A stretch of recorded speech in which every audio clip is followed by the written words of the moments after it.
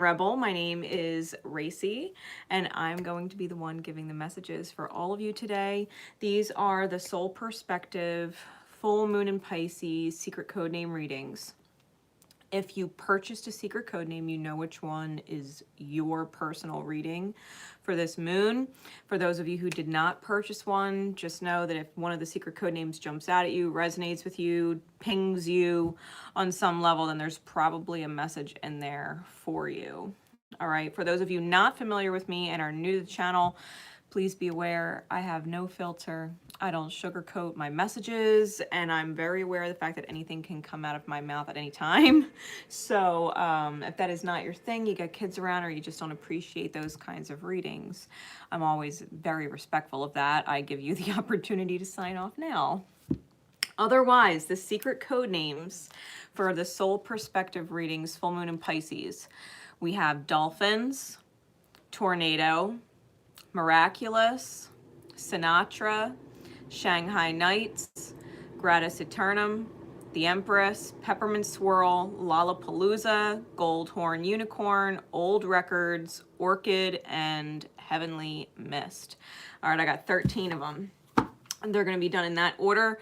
Once the live stream is all done, I will go back into the description and put timestamps in there so that, you know, for the replays, if you wanted to go right to a specific reading, you could just click the timestamp in the description and it'll take you right there so that you don't have to finagle with all the scrolling shit. All right. So, Soul Perspective. Full moon in Pisces. First of all, I did the cosmic currency for this full moon. The cosmic currency is in the community section of the channel as well as on Facebook. This full moon energy in general is pretty heavy and intense and deep, and there's a lot of subconscious, even unconscious, like below the surface buried stuff that's coming up. We're talking about childhood wounding and trauma patterns that we are still dealing with as adults.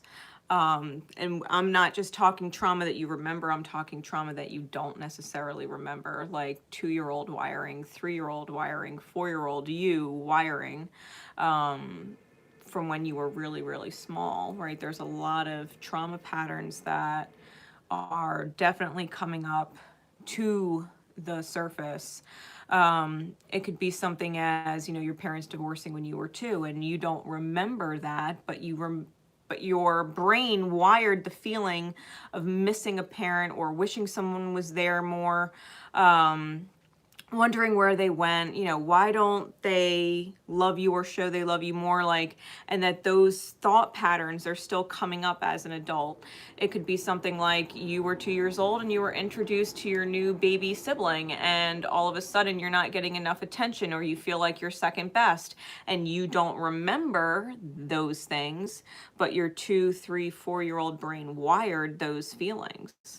Right. And so even as an adult, maybe you still have those issues in your relationship dynamics with people where maybe you feel like you're not enough, or you feel like you're second best to everything else. Right.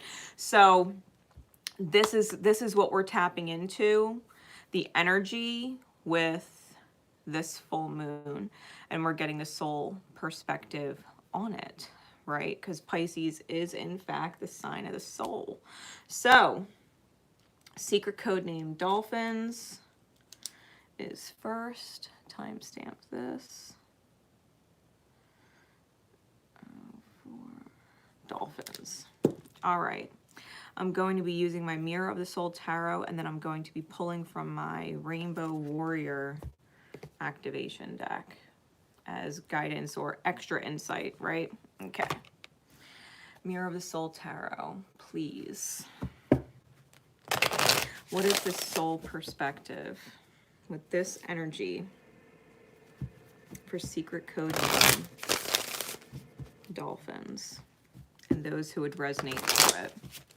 What is the soul perspective with the healing going on for secret code name Dolphins and those who would resonate to the secret code name? What is it? Please.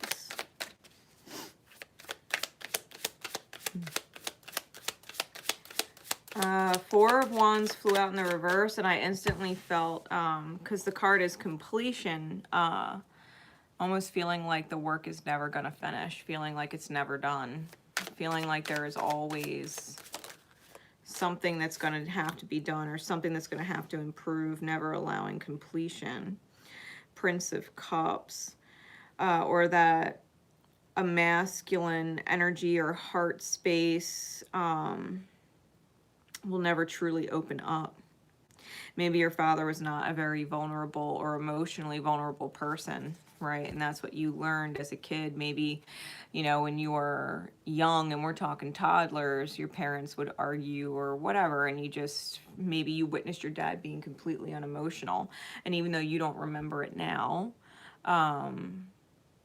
that left certain wires, right, in your mind and in your brain as it was growing. I feel like there's more. What else?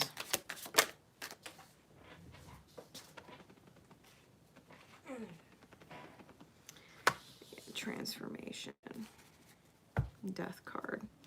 We got the Princess of Wands on the bottom, and the Strength card, which is the Lust card in this deck, on the top. All right, so secret code name Dolphins. The Death card being a card of transformation, and the Princess of Wands being a card of reinvention of the self. They're kind of in the same energy wheelhouse.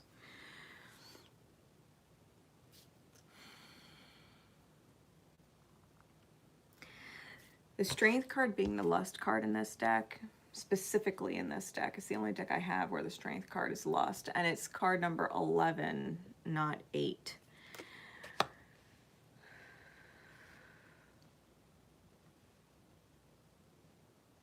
You may have learned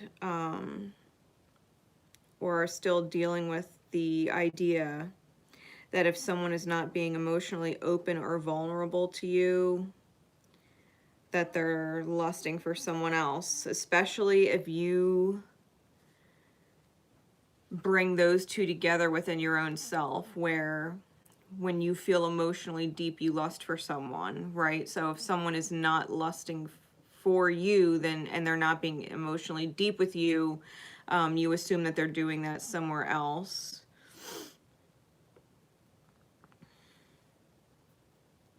And it's funny because if you think about the secret code name Dolphins, dolphins are, you know, known to be one of the only other animals on the planet that are intimate for pleasure. They're intimate for pleasure, not just procreation. I think there's a certain deep wound here surrounding those issues. So if that's the way you're wired, right? If that's the wiring, the very unconscious wiring, primitive wiring that's in there for you, whenever these feelings come up, especially if you know your partner cares about you, truly does. This is about discerning between who they are when they're at their best with you and who they are when they're in their own trauma state with you. Because just like you have your own, you know, very unconscious trauma patterns, right? Trauma responses, so do they.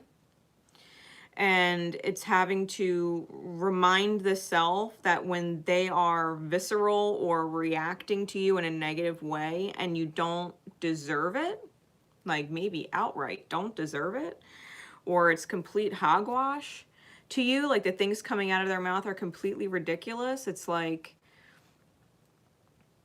you gotta remind yourself that that's their trauma pattern coming up. That's their trauma pattern coming up. It's like, okay, well, what partner are they actually talking to? Which one of their exes are they talking to and taking it out on me? Because it doesn't make sense for them to say what they're saying to me. I know better. You know what I mean? I don't do enough this, I don't do enough that, I don't earn enough money this, or I don't earn enough money that, or I'm not supportive in this way or that way, but you are all those things. Like you do actually earn enough, or you are actually supportive, or you are actually pulling your weight, or you're doing so much that if you did any more, you would break or fall behind. So it's like, you know, it doesn't make sense what they're saying to you. So you have to think like, who are they actually talking to? in their minds, right? They know they're talking to you, but in their subconscious, unconscious mind, what are they actually releasing at you, right? Who is it really meant to be? Like, do they legit have an ex who them saying that to would make sense? It just doesn't make sense that they're saying it to you, and it's because that previous person was a part of their trauma pattern, right? And so it's reminding yourself not to be a part of theirs, especially around this issue of being emotionally reserved or not wanting to be vulnerable, feeling like someone will never open up or never be vulnerable. Like I said, especially if your father was like that, very emotionally reserved and never opened up, right? So the trauma that you had when you were young and don't remember evolved into a much deeper adult. Now I remember because it's in my reality type wiring.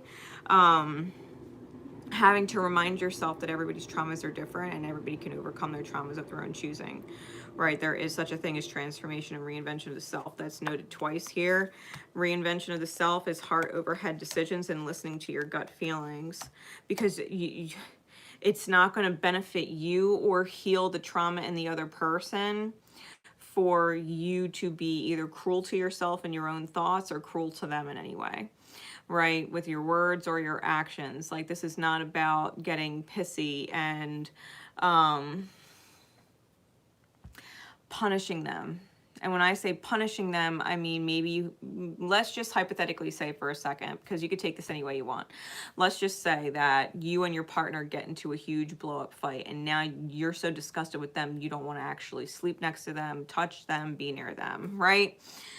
You'd rather sleep on the couch, or you're telling them to go sleep on the fucking couch. And it's just like, okay, well, whose trauma is yelling at who else's trauma?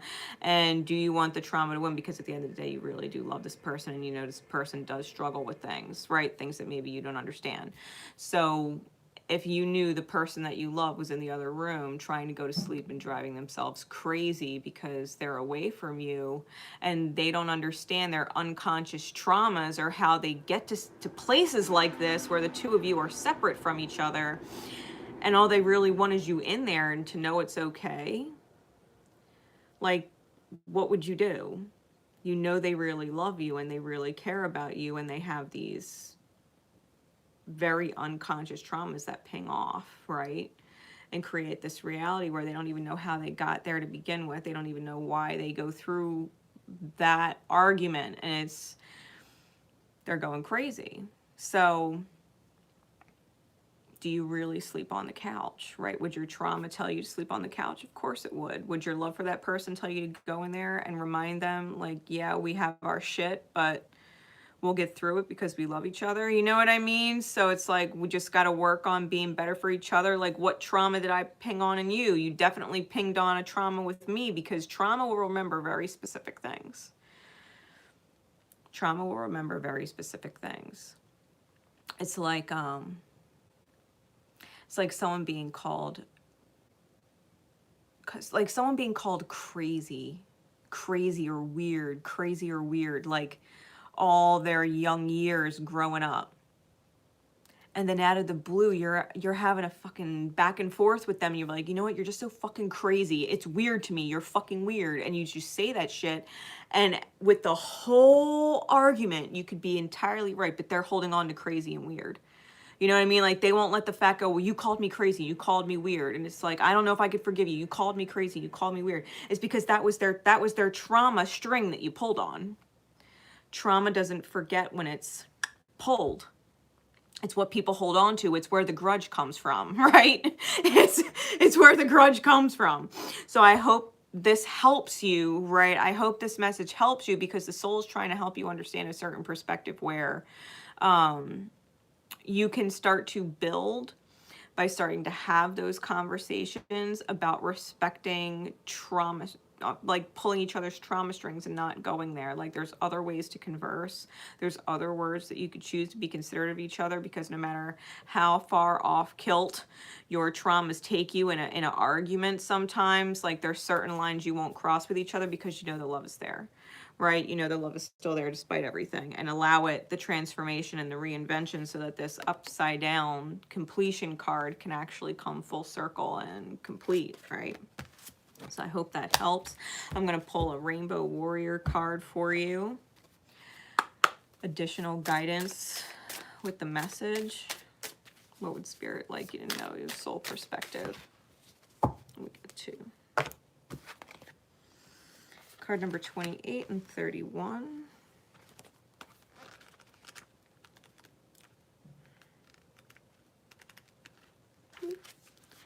Yep, 28 is intention. And 31 is life force. All right. So card number 28, intention is foundation, create, concentrate, attract, belief, projection, and blueprint. Those are the key words. It says intention is the foundation of an idea being called into manifestation. It creates an energetic blueprint, including the idea to be fulfilled and everything needed to bring the idea into completion, mentally, emotionally, physically, and spiritually.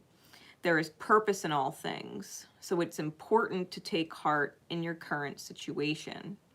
Consider the foundation you are sitting upon and exactly what intention created it. What need has already been met? What need has it left you with? Our intentions often stem from a limited view of our situation. If that's the case, you may want to elevate your intention to a less limited concept like happiness, fulfillment, stability, or an easy flow.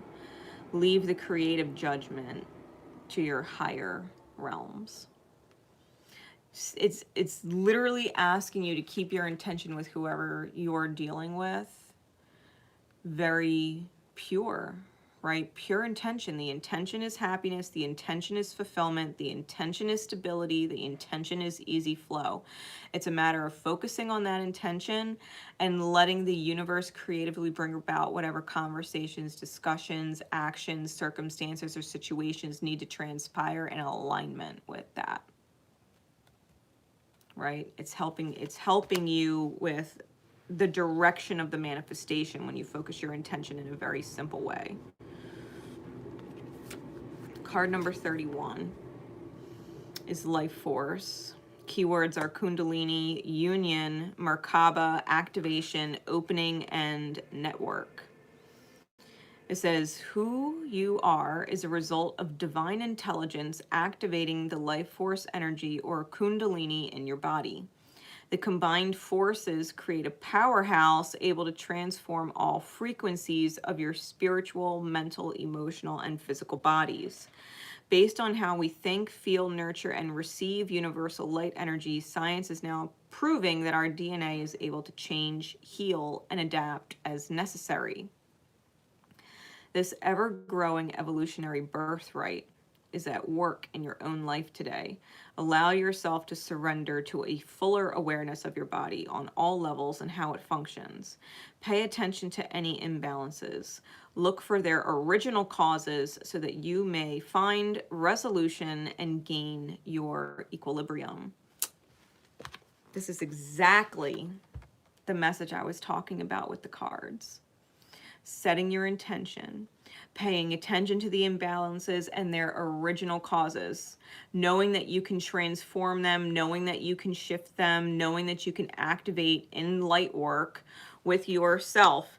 Kundalini energy, I would focus on either 7 chakra meditations or sacral chakra meditations. That would help a lot. As far as intention, I would focus that on the heart chakra, any solfeggio frequencies that resonate with the heart chakra. So if you're going to YouTube, any solfeggio frequencies, do a full 7 chakra, sacral or heart chakra. I think that would help a lot. You might also want to consider sacral chakra or heart chakra stones, or getting yourself a really nice like pendant or charm that has all 7 chakras, or, you know, chakra bracelet, something to keep all those energies on you, keep them active and keep them flowing. I think it would help a lot. I think it would help a lot. Just making sure that your energy is stable, to remind you every time you see it on yourself, you know what I mean, that you're remembering your intention to stay in the intention of happiness and fulfillment and stability and flow, right? Ease. That was secret code name Dolphins. All right. Secret code name Tornado. Oh, 2020 was the time. Tornado 2020. Here we go. Secret code name Tornado and all those who would resonate with it. Spirit, please, what is the soul perspective for secret code name Tornado with this full moon in Pisces? What is the soul's perspective?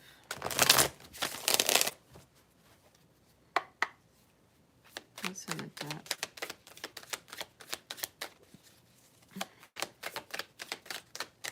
What is going on?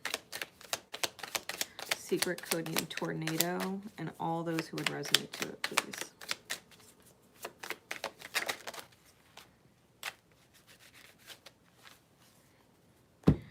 Only card to face up is disappointment. This is a lot of cards. Spirit is like, tell a story. So that's what we're gonna do.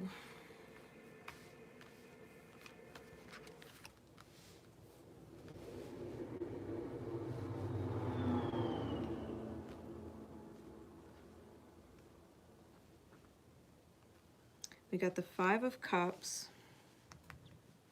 Do I get all of them in here? Almost.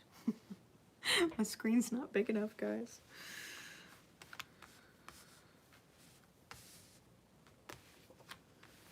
Okay.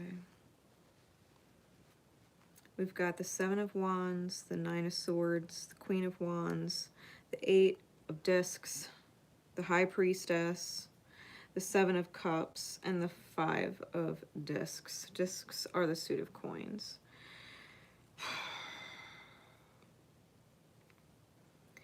Disappointment. It's a Scorpionic card and a Mars card. This is almost like feeling... I'm almost getting this feeling of being shafted by the divine. Feeling like life was designed to hurt you.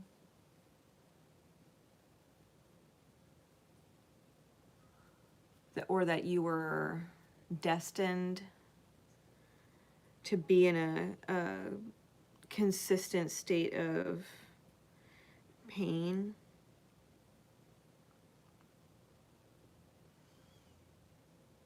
It's almost like, looking at the cards down here, it's like you stand up for yourself, but the way you've communicated in the past, that was cruel, and it's not like you're intending to be cruel. It's just that maybe it's not necessarily like I was just talking with someone the other day. It's not that you express yourself that's the problem. It's potentially the words that you choose without consideration of how the other person is receiving them at the time. That they would take it as you're trying to cut them or sting them. You know what I mean? It's perceived in that way from the other party, right? That you're saying something to them that was meant to hurt them or meant to sting. Like they're, even if you're in a place of just speaking your truth at the moment, it's not having enough control over the self when you're in that emotionally reactive or communicative state where everything is just kind of happening super fast and free flowing out of you, and you don't actually realize how much you're actually hurting the other person or how much offense they're taking to what you're saying, right? Because to you it is just the truth, you know, you're just speaking the truth and you're emotional, and it's like, okay, that's all well and good, and people can understand that, but it doesn't take away the sting they already felt. Like, you can apologize and say, sorry, I didn't mean it like that, or sorry, I didn't want to hurt your feelings, and that's all well and good, but it doesn't take away the fact that you already stung them and it already hurt, right?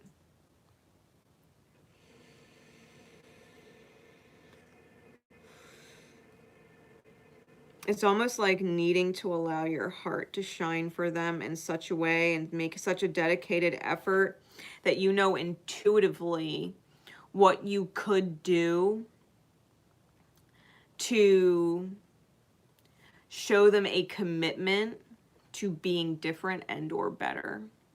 Like, okay, that old version of myself that was fighting with you the other day, or arguing with you the other day, or in disagreement with you the other day, where we weren't seeing eye to eye, and I was made aware or felt that I, you know, realized that after the words came out of my mouth, how much I probably shouldn't have said what I said the way I said it.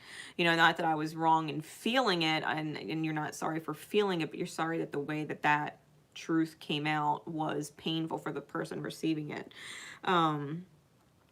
Doing something to show that you've committed to a new or improved version of yourself for them, because they matter to you. The fact that you hurt them matters to you.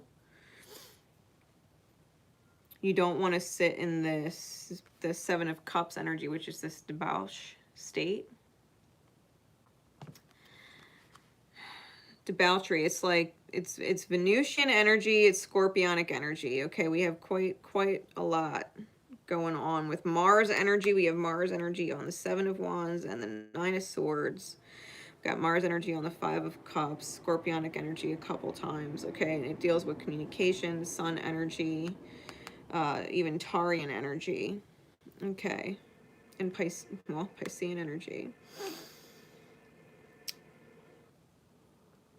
This is where your Mars placement and your Jupiter placement might be in disagreement in your natal chart,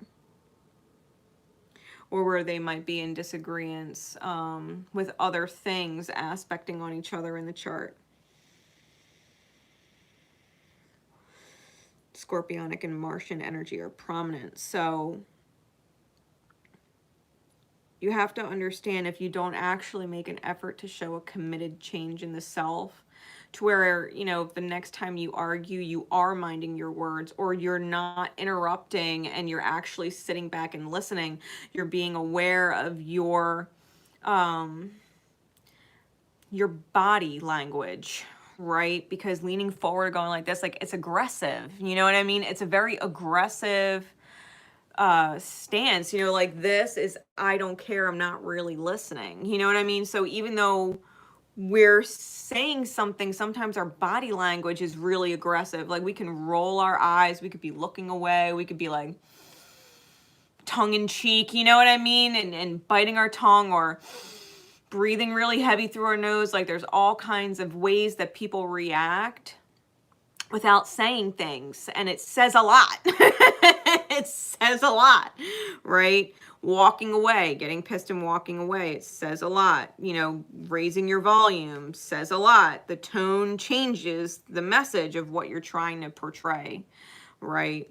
So this is about being aware of the self, and even drawing it to the person's attention, you know, especially if they're getting short with you, or they're going back into their patterns, right? Their argumentative patterns. It's like, listen, I know the last time we argued, I hurt you when I behaved this way or that way. And I talked to you about how, you know, when you reacted this way or that way to me, that it really hurt me. And I just want to take a minute to intervene, because it's actually, it's happening again, and I want to stop it from continuing, because I really don't want to repeat that. I care about you.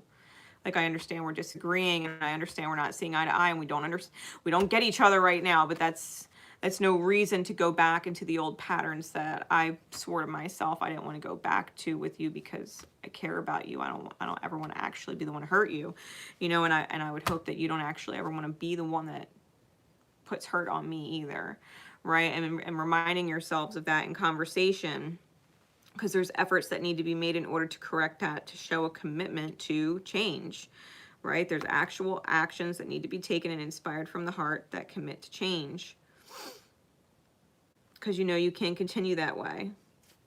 Continuing that way and just saying sorry or trying to make up for it does create confusion and causes worry, because you don't actually know if they forgive you or not, even if they say they do, or if they say it's okay and it's really not. You know what I mean?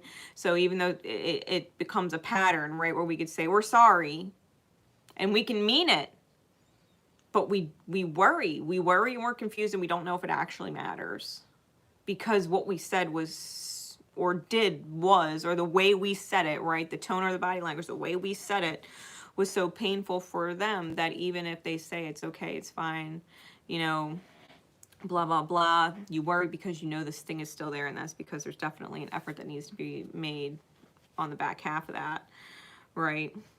That would lead to new beginnings, Ace of Discs on the bottom, and create a moment where you can actually level the playing field and start over with the Tower on top, right? Sometimes you have to go through a complete ego shattering and realize it's not always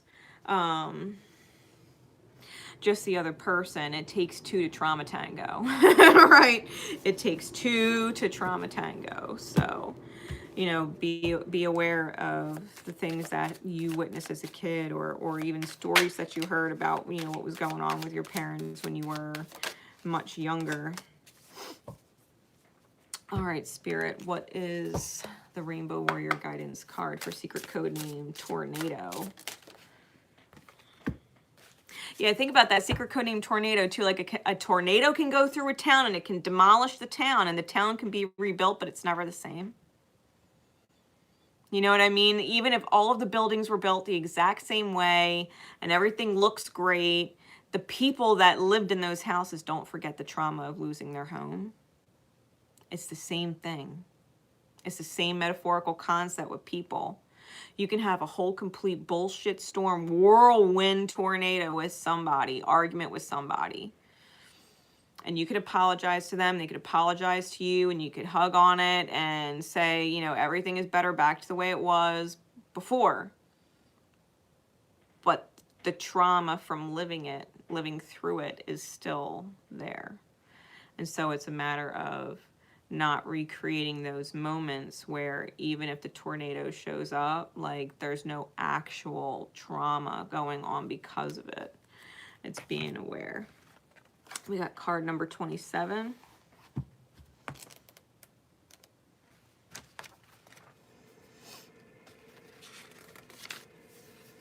Heart chakra.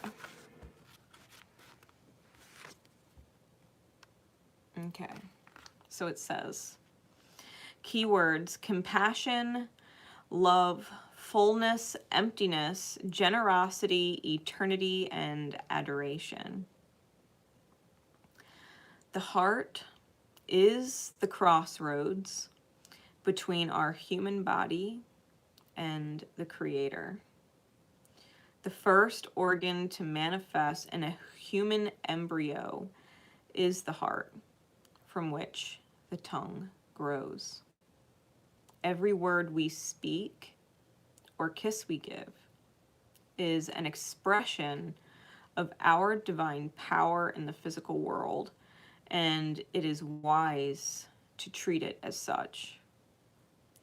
Expanding your view of the current experience or situation to a more heartful place can have a profound impact on the timing and expediency needed to transform what's inside or outside of you.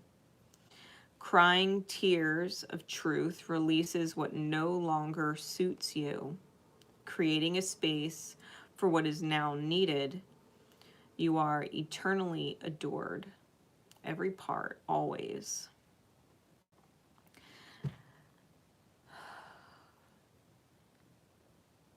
Remember, when there's painful things coming out of your mouth or sharp things coming out of your mouth, is because there's painful, sharp things inside your heart space. And hurt people hurt people. It might behoove you, right, especially if you did just listen to the first reading, Dolphins, it might behoove you to go back to people where you had those tornado conversations with, that you know, even if apologies were said and accepted, that it wasn't quite right after. Especially if it tapered out after, or faded away, or disappeared. You might, especially if that individual or those individuals still matter to you in your heart and it bothers you that you don't actually speak with them anymore, it might behoove you to reach out and be like, listen, I know that, you know, back in the day, apologies were said and, you know, forgiveness was accepted, but I was thinking of it. I was thinking of that time when. And I wanted to let you know that, you know, you didn't deserve my trauma or my pain coming out at you the way that it did, because that's my pain to deal with, not you.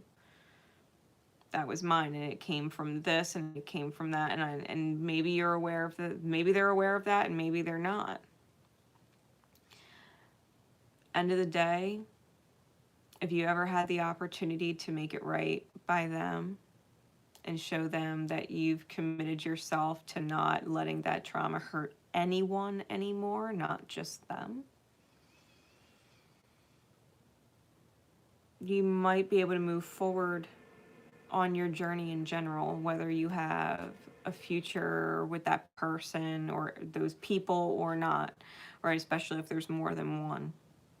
Whether they're ex-partners that were really good to you and you know, you kind of know that maybe you were the one that fucked it up, or ex-friends where your friend was actually really, really good to you and maybe you didn't realize at the time and you realized it after that maybe you were the one that fucked it up. You know what I mean?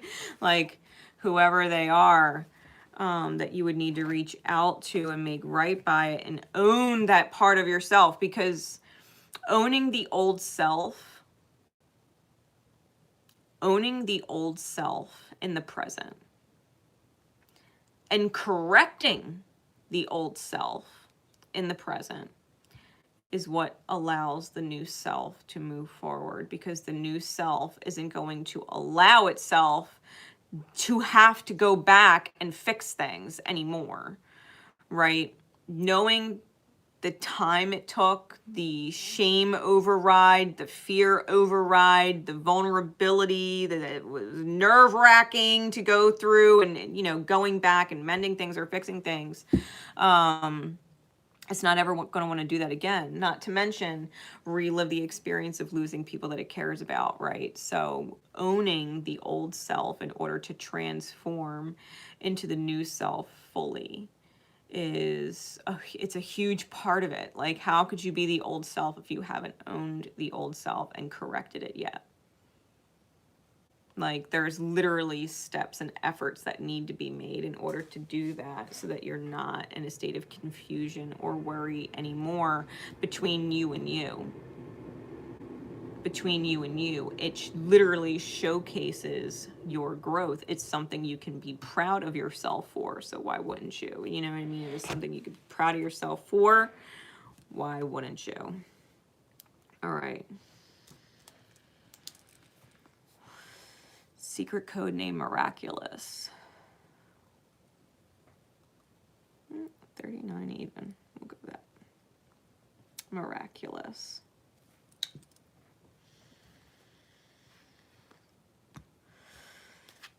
And those who resonate to it. Secret code name Miraculous. And those that resonate to it.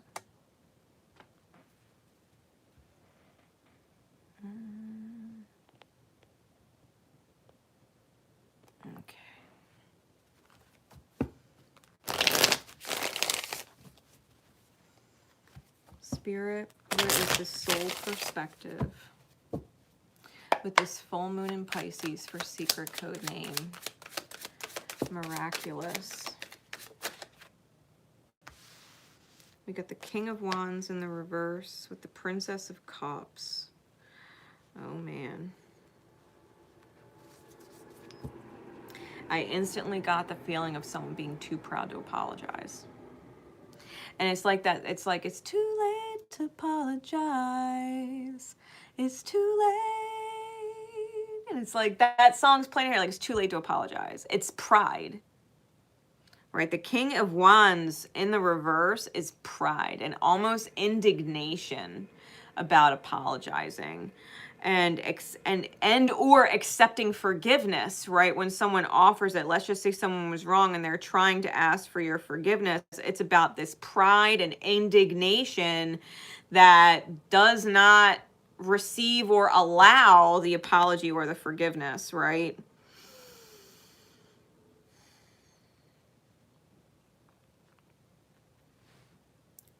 Knight of Wands on the bottom and the moon on top. You see, you got to understand that comes from witnessing things. Moon is illusion, right? And it's also childhood wounds.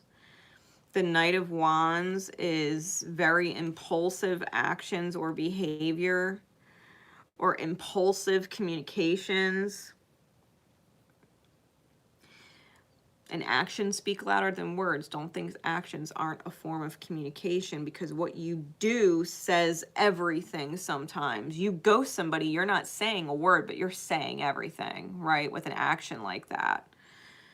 You're telling someone to fuck off. You're telling someone I don't fucking care. You're telling someone you're dead to me. You're unimportant. I don't want to fucking know you anymore. All from ghosting without saying a word, right? Actions speak loud. You got to understand when someone is making an effort to apologize to you as well, or seeking forgiveness as well, like they're going to show up, they're going to text you and be like, hey, how's your day? You know, I'm thinking of you. Or they're going to make the effort to say goodnight when maybe they didn't before, or they're going to try and cuddle and maybe they didn't before.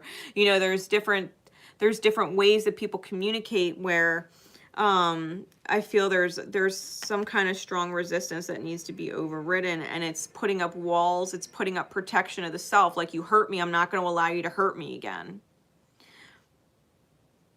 But that in and of itself is a hurt action. It's an action taken from a hurt place. That's why when we talk about, you know, people that have that are going through a trauma response, people that have been hurt by people they loved and trusted, who betrayed them or quit on them or gave up on them. Like they develop this mindset of, I could do it myself. I don't need anybody. I don't need you. I don't want anybody to need me. It's a trauma response to do everything on your own, by yourself, your way, depend on no one, need no one for anything. Like it's a trauma response. Like we have to be able to recognize that. Not just other people when other people are expressing things like that, but when we do it. When we say, I don't fucking need you. I can do what I want. Like, I'll go wherever the hell I want. I can do whatever. If I want to leave, I'll leave. I'll leave right now. It's like, you got to remember these are in fact trauma responses.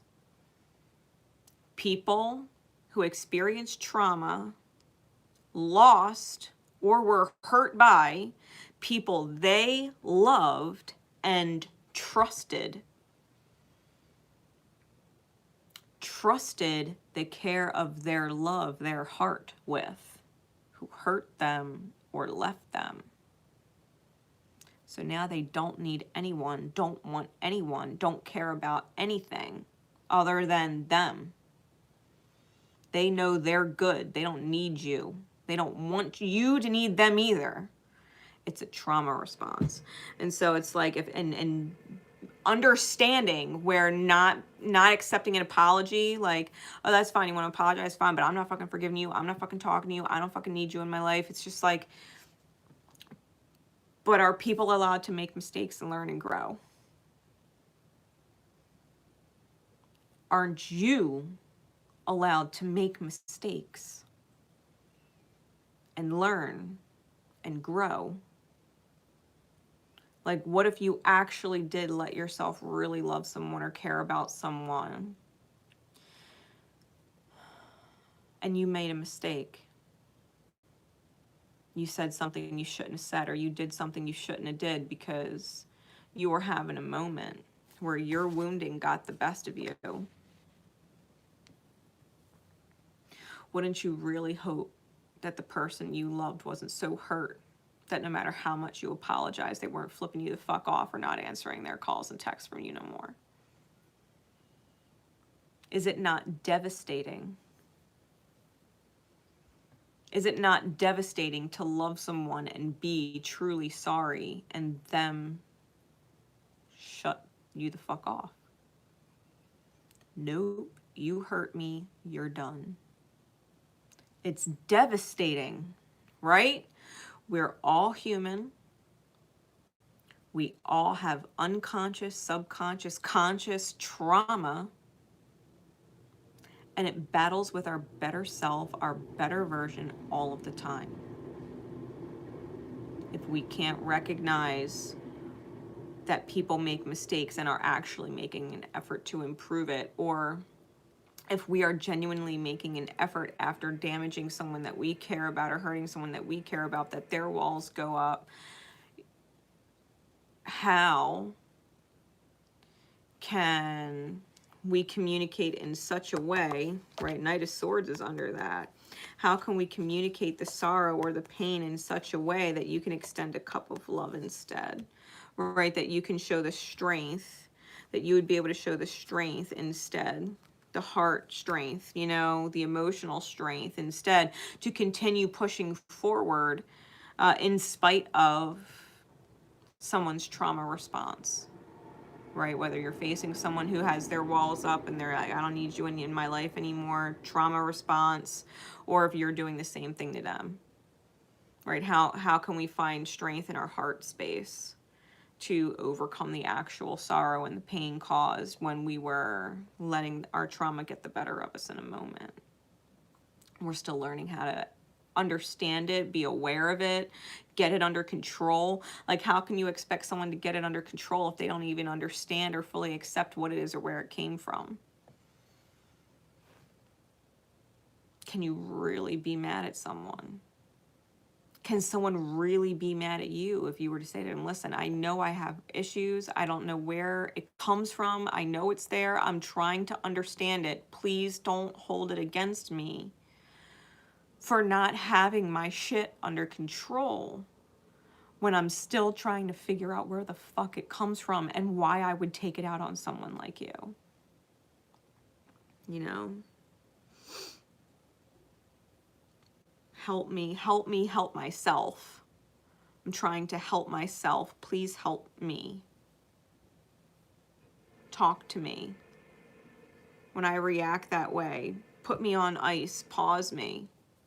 Use a secret code word like meatloaf, you know. I just saw that on my feed today. Like, you want to have a secret code word with someone, use meatloaf, because it's like I would do anything for love, but I won't do that. Like, I would do a lot for you, but I won't do that, or I'll accept a lot for you, but I won't accept that.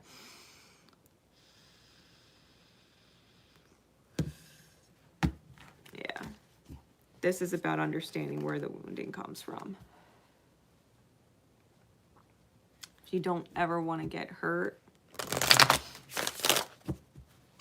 having a bunch of surface relationships that can never get deep, that you can never depend on, also hurts. Only it's not coming from anybody else. It's coming from the self. And that's not good. It's a matter of understanding where it comes from. And aiming to correct it and accept apology and accept mistake and allow people, yourself and others, both the opportunity to grow, the opportunity to learn, the opportunity to get better. Woo! That came flying right out. Card number 35. Music. Music.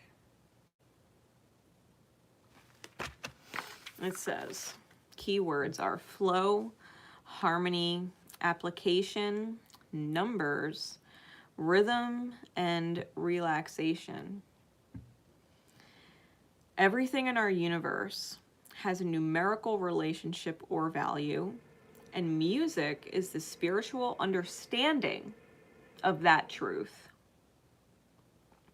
Every genre of music expresses a vibration, a relaxation, rigidity, or rhythm, and creates a specific flow of movement.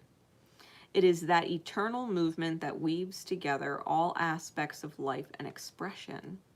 Whether the notes are played singularly or in combination, the sounds they create reverberate and change their atmosphere.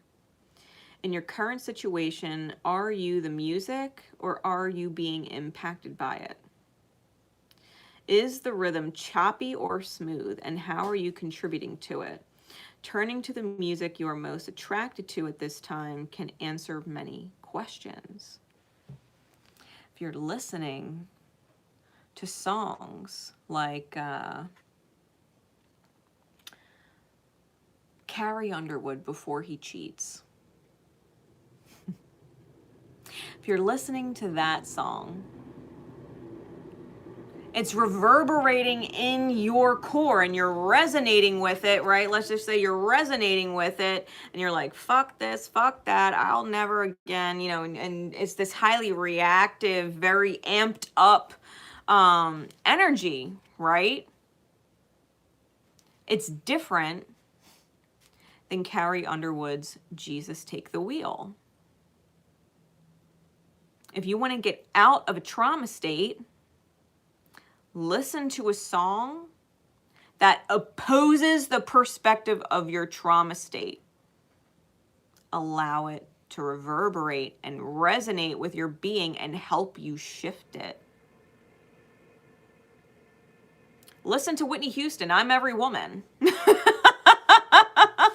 know what I mean? Like, listen to music that resonates with the message that you want to give yourself.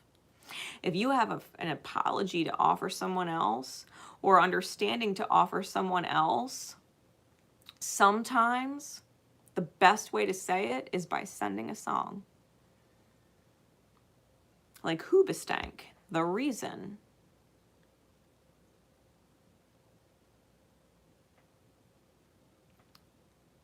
If you have a hard time with words or things come out wrong, you can always use music.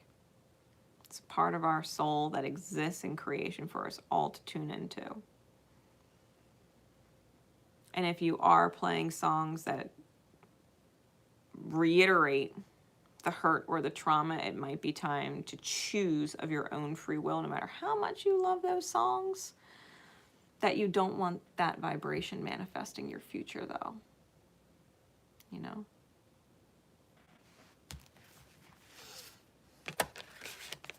Like, we've all got our monsters.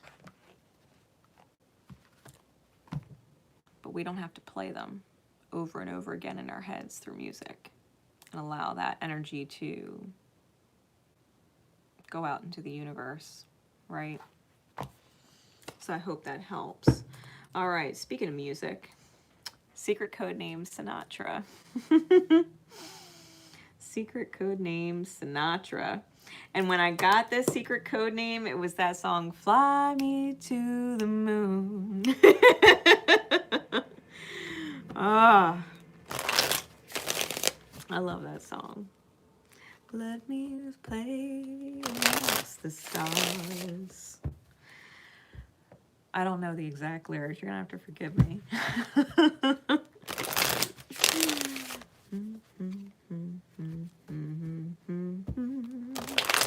Jupiter or Mars.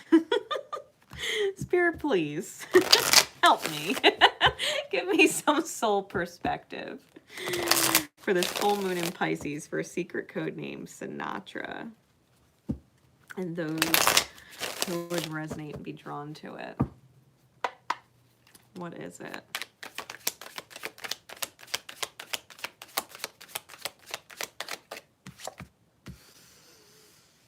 Eight of Coins.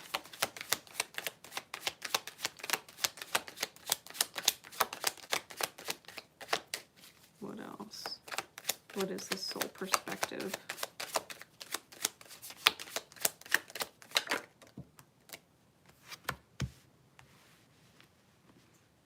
Ten of Swords.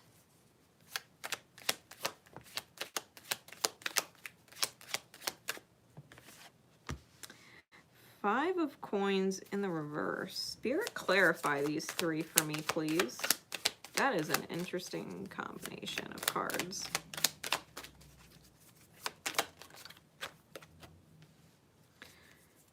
Four of Swords.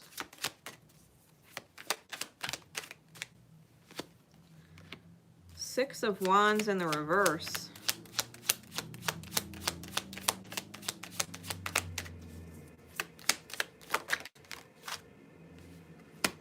Seven of Coin, 10 and 10 of Coin. The Eight of Wands on the bottom. And the Six of Swords on top. Soul Science. Okay. The Eight of Coin with the Four of Swords. This is about making an effort via truce. Right? Literally make an effort to call a truce. Between you and another, or between you and you. Like, maybe you need to call a truce with yourself. Maybe you're at war with yourself and you gotta just fucking call a truce. Like, I can't be at war with myself anymore. I'm tired. I'm tired of being at war with myself.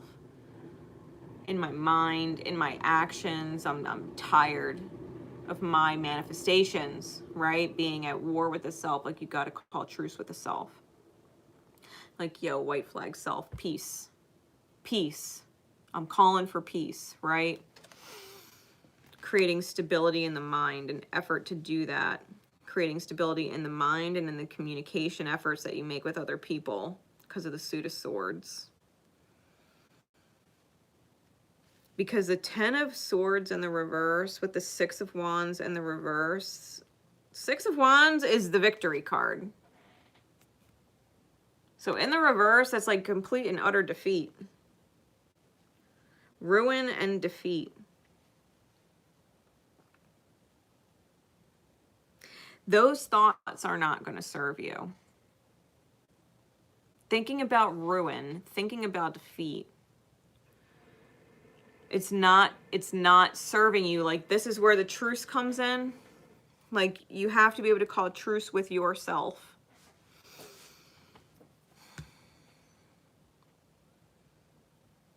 Your mind has to wave, it's like waving that white flag. Like, you're worrying way too much.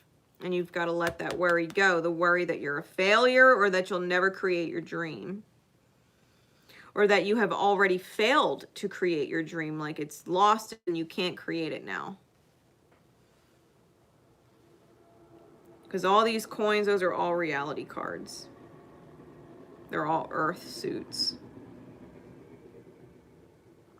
You got to get back in touch with your spirit. You got to get back in touch with this Mercurial Sagittarian energy, right? That allows you to create that new beginning by letting your heart space lead the way and transform things to completion, straight up, and change the reality.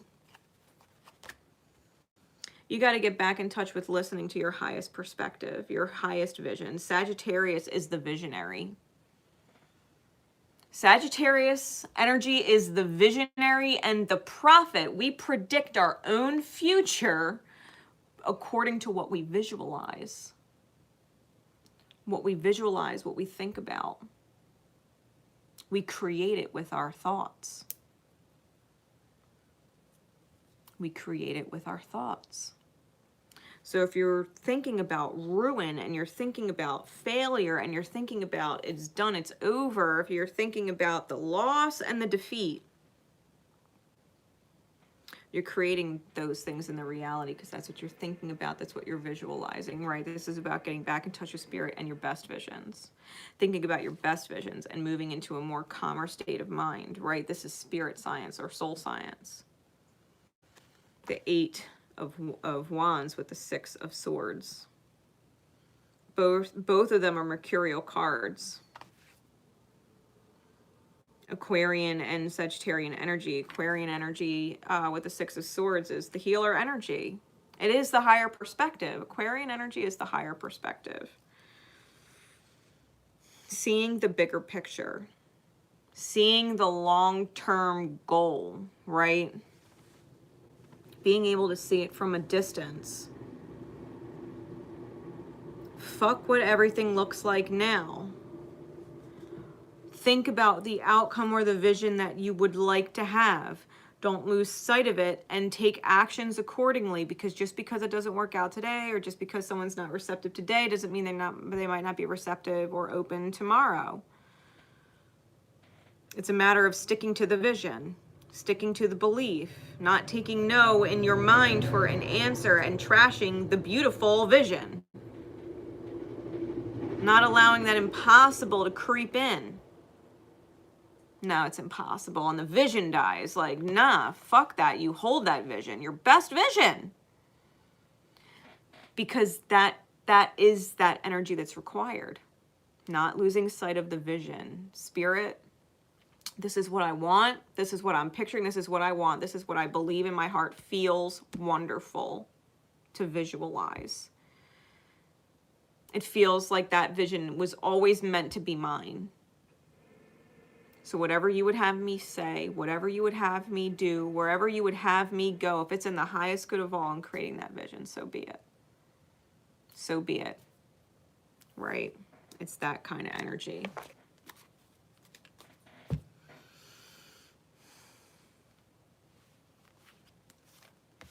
You gotta release worry. Release worry about failing and not achieving your dreams. You might want to start listening to some Sinatra. Some beautiful love Sinatra.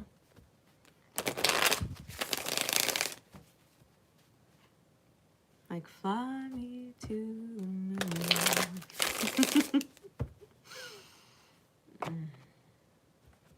Okay.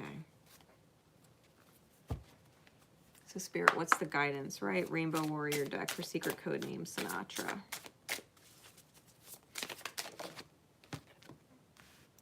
Card number 4.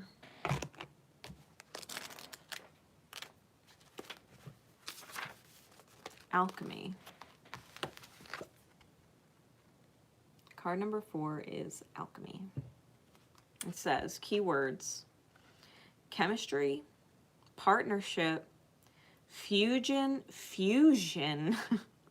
magic, transmutation, and miracles. Alchemy is the ancient belief that one can turn base metals into gold, or perhaps find an elixir for everlasting youth. In other words, it is the creation of a miracle containing the perfect combination of ingredients. Nowadays, you don't have to go far to find gold. Even the Earth's core has enough gold to cover its entire surface. Miracles, on the other hand, we recognize as a series of events or a process that we may not have been privy to otherwise prior to witnessing the fantastic end result. Know that what you have in your life right now is the making of a miracle, and there is a broader dynamic at work that may not be possible to see from where you are standing. Stay present and know all is well, right? We were talking about that higher perspective. It might not be possible for you to see it now from where you're standing. That Sagittarian energy is the visionary.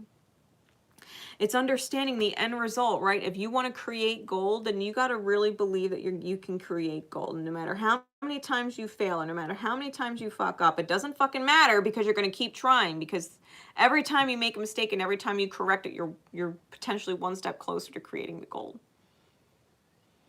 The only way you don't create the gold, right, in your mind is if you quit. If you quit on the idea of making gold.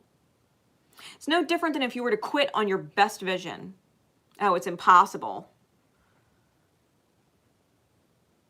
What is? Creating gold?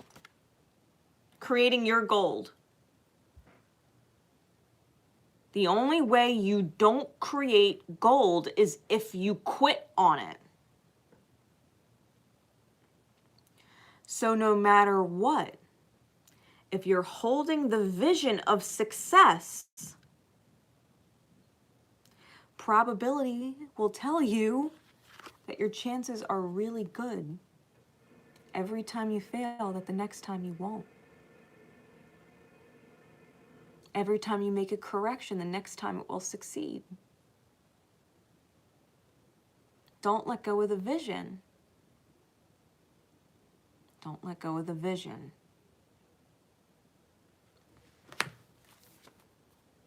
I hope that helps. I hope that helps, because we were talking about failure and we were talking about feeling like it was impossible and diving deep into ruin. It's like, you got to hold that highest good perspective in your mind and never let it go. Act accordingly. Deal with the fucking circumstances that transpire, because it's necessary to reach it. It's necessary to reach it. No matter how shitty the circumstance is. You might have an insane blow up with someone. Acting from that place, that vision. They might not be in a place where they understand the fucking words coming out of your mouth or why they're saying them. Why you're saying them. They might read it completely fucking wrong and lose their shit and act in a way that is completely uncalled for, unwarranted. But if you continue to hold that vision and you continue to believe it, at some point you and that person will have a conversation where things can reconcile. And maybe they feel bad that they behaved that way. Maybe they recognize that they were wrong, and maybe they're apologetic. And things mend and things grow, and you grow closer because of it. Right? So I hope that helps. I hope that helps, because that's the way the soul is looking at it right now. Your higher self, right? Soul perspective. It's like cluing you in. All right. Secret code name, Shanghai Knights. Secret code name, Shanghai Knights. Now, when I Googled it, it's a movie. I've never seen the movie. I heard the words in my ear when Spirit gave me the secret code name, Shanghai Knights, clear as day. It is a movie. You might want to watch the movie, and if the movie has any like background lore or mythology, you might actually want to research or Google and get into Wikipedia with the actual lore behind it. Shanghai Knights. All right. Spirit, please. What is the soul perspective with this full moon in Pisces for secret code name Shanghai Knights and those who would resonate or be drawn to it? What is the soul perspective, please, Spirit, for secret code name Shanghai Knights? The King of Swords.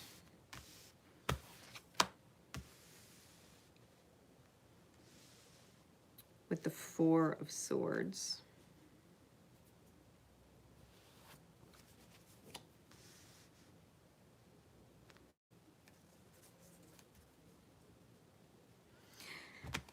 Because this card flipped out up and this one flipped up down, the way I felt that when they came out, it was almost like instantly wanting to cut the cords, right? Because you can see this King of Swords, the princes are the kings in this deck. This King of Swords, he's got his sword up here and he's about to swipe it down and almost like cut off all the dead weight. Like they're supposed to be pulling his chariot and they're just dead weight, like they're not getting him anywhere. And so he's like ready to, you know, like cut the cords and lose the dead weight. When really what maybe you're not seeing is the fact that you could call a truce with someone. Like you don't actually have to cut the cord or burn the bridge type thing or leave it on a harsh note. You'd be like, it could almost be like, okay, fine, we got to agree to disagree. Because I don't want to cut you out of my life, or maybe I can't cut you out of my life, you know, or whatever. We have to agree to disagree and move forward. Instead of trying to cut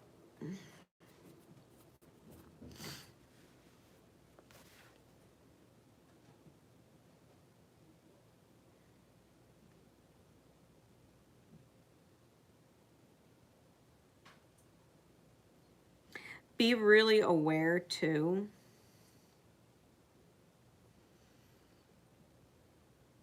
if you talk down to people. Even if you think that you're smarter than them, or that they're fucking stupider than you, or they don't know what end is up, like, be aware of your own condescending tone and or arrogance, because I heard that in my ear too. Because that might be the way that someone is perceiving you. Like, they might be perceiving you as really fucking arrogant, you know what I mean? Talking to them all condescending, and it's not that you're right and they're wrong, or they're right and you're wrong. It's a matter of misunderstanding. One might not be smarter than the other, and one might not be understanding the other, and vice versa. You know, it's like two different people who grew up in two completely different lives. Even if it was the same life, it was a completely different perspective, right? It was a completely different perspective. You can grow up in the same home as someone, but how they relate to mom and dad is different, right? If we're talking about siblings, let's just say you and your brother both relate to mom and dad, right? Or you and your sister both relate to mom and dad, but they treat brother or sister a certain way, and they treat you a certain way, and maybe they treat you different. Maybe it's not the same. Maybe they treat you differently when you're alone with them. Maybe you guys treat each other and perceive each other a certain way, and you treat other people, or are treated from other people different ways. Like, you can grow up in the same exact environment and have completely different experiences that lead you to learn about life and people down two completely different roads.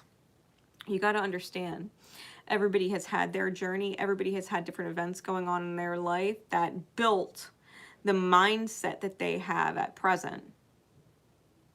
Everybody's gone through traumas. Everybody has gone through things that no matter how many times they did it, they failed. And every time they do this, it works out. And so people, you know, they develop their own belief system. They make promises to themselves. They swear to themselves, this never again, or this moving forward no matter what. Like, people take vows to themselves for reasons. And so you might not understand why someone has a certain perspective and is disagreeing with you in your perspective. And you might not, you know, understand their perspective and why they don't understand your perspective. But it's okay, as long as you understand that there's a reason why they believe what they believe, or they're saying what they're saying. I accept it. Thank you. I hear you. I accept it. I accept it. I accept that I don't understand it. But please don't think I'm going to be so arrogant that that writes you off, or writes your opinion or your guidance or advice off. I might not agree with it because I have my own belief system. I have my own reasons for things. Don't think because I'm not doing what you said or doing as you guided that I didn't hear you, that I didn't take a mental note, that I'm not factoring that in some which way, shape, or form to the actions I'm choosing anyway. It's about acknowledging that other people have had a different road than you, and they don't say things for no reason. People don't say things for no reason. Whether they're telling the truth or they're lying, whether they're guiding or commanding, whether they're suggesting or forcing and manipulating. There's always a reason why someone's doing something. Right, wrong, or indifferent. Can you understand that every single person has gone down a road that you could never possibly understand? Because no one else in this entire world could ever truly understand your road. No one but you understands your road.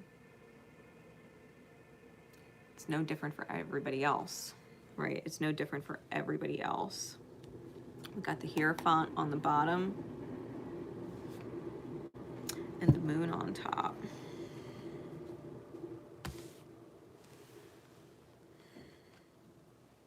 This is about a very humble reminder. The whole point is to get down to the awareness that you are both the student and the teacher. Just like everybody else is also the student and the teacher. You are not just the teacher and everybody else is learning because they're a student and they're below you, and vice versa. If you got people in your experience, right? If it goes the other way around, you got people in your experience treating you like that. Like they know what's best for you. And they're going to teach you. And they talk down to you. It's no different. Hell, if they're doing it to you, you're probably doing it to someone else because, well, you learned it from somewhere and shit pisses, piss runs down.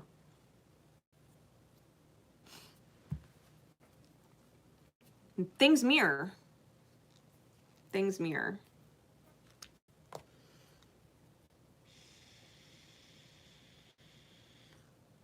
Who taught you that it was okay to talk down to people? Because whoever was talking down to you, I guarantee you it didn't feel good when they were talking down to you. So is it okay then? You know, that golden rule thing, do unto others as you would want done unto you. Well, if it didn't feel good when someone else talked down to you, why would you do that with someone else? If you don't like it when someone comes across to you like they have all the fucking answers and they know what's best for you or they're always right, and there's no arguing with them, is it really okay for you to be the same way? Or can you accept that maybe you don't understand their perspective and maybe they don't understand yours? Maybe there's a solution that neither of you have seen yet or come to the conclusion of yet because you're both so stuck on your own individual, bubble solutions.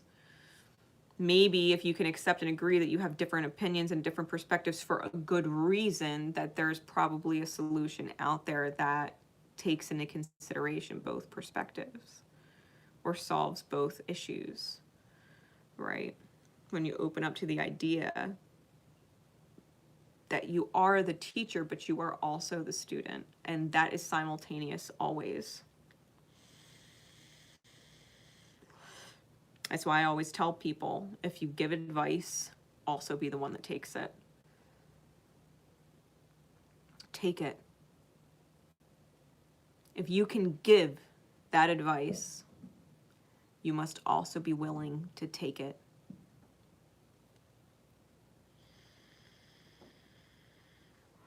It's the divine mirror of things.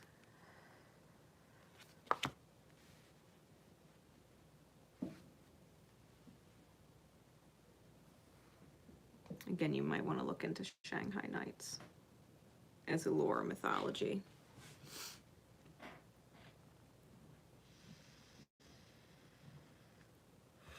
All right, what's the Rainbow Warrior card as extra guidance or insight with this message? For secret code name Shanghai Knights.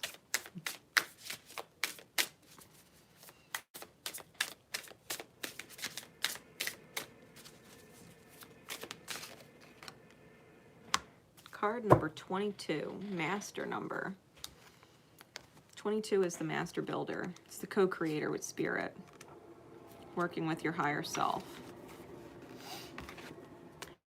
Keywords. It's Great Mother. The card is Great Mother. That is card number 22.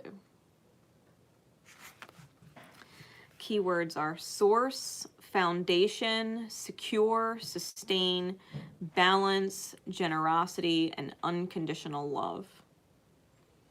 This would be a very particular, this like we were talking about, if someone's doing it to you and maybe you're doing it to someone else, the fact that we have the word mother here, because I don't believe in coincidences, the fact that we have the word mother here, the way your mother treats you or talks to you might be the way you are treating or talking to, maybe let's just say the mother of your children or another mother in your life, right? Or potential mother, right? 22, source, foundation, secure, sustain, balance, generosity, and unconditional love. Great Mother is the life force that sustains us all. Her ecosystem is the greatest teacher regarding the interconnectedness of all things and the impact they have on one another without fail. Mother Earth doesn't pick and choose who she supports with all her resources. Therefore, her ability to safeguard her own existence and rebalance what humans have made uneven is relentless and can appear unmerciful. Are you giving generously from your supply of resources? Or are you pushing others' boundaries to the points where radical steps are needed to achieve equity? Receiving this card heralds a time when balance is paramount.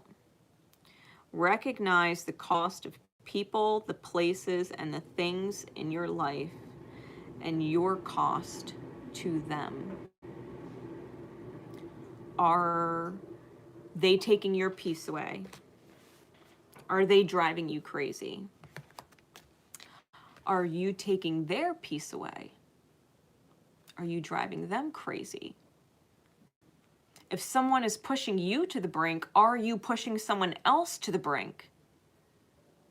If you're ready to cut someone the fuck out of your life, are you pushing someone else to cut you the fuck out of their life? Think about that. Are you giving generously to one and not another? Are you limiting your ability? Are you treating people differently? Can there not be a balance?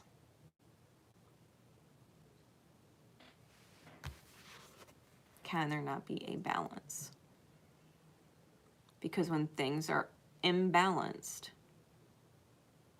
and the energy is not fair or positively aligned and rippling in that way, sometimes you end up with a huge reset that is like dealing with the apocalypse in your life. Huge fucking reset. Your life is never the fucking same after. It is completely changed and different. Right? Metaphorically speaking. We go through apocalyptic, life-changing moments when things are out of balance for too long. Balance needs to be restored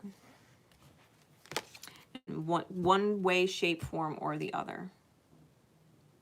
Put yourself in someone else's shoes. Can you understand why they're saying what they're saying? Can you respect it even if you don't understand it and have lived a different path? Because finding that balance is imperative for you, right? Especially with this full moon in Pisces energy. That was secret code name Shanghai Knights. I hope it helps. All right. Secret code name Gratus Aeternum.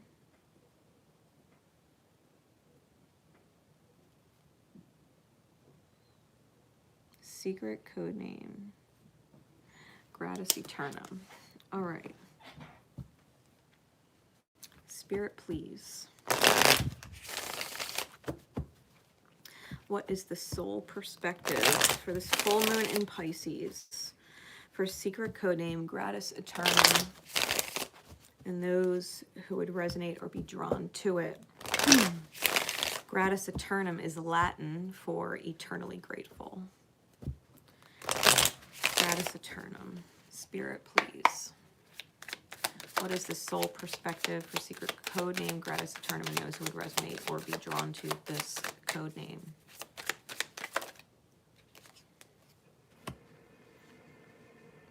Ten of Wands, Four of Swords.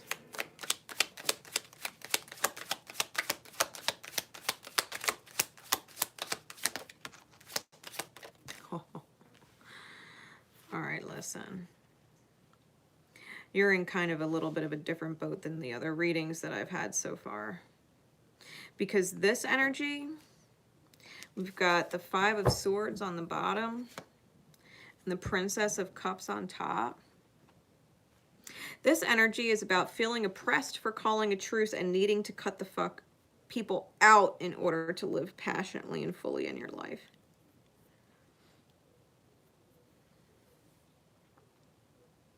equally, it's also about knowing that when you cut off the wrong people, there's also a place where you should be drawing a truce instead in order to gain fulfillment in your life and passion in your life. Because the way I first saw these two cards come out, oppression and truce, it's calling a truce when you really don't want anything to fucking do with them anymore. You don't.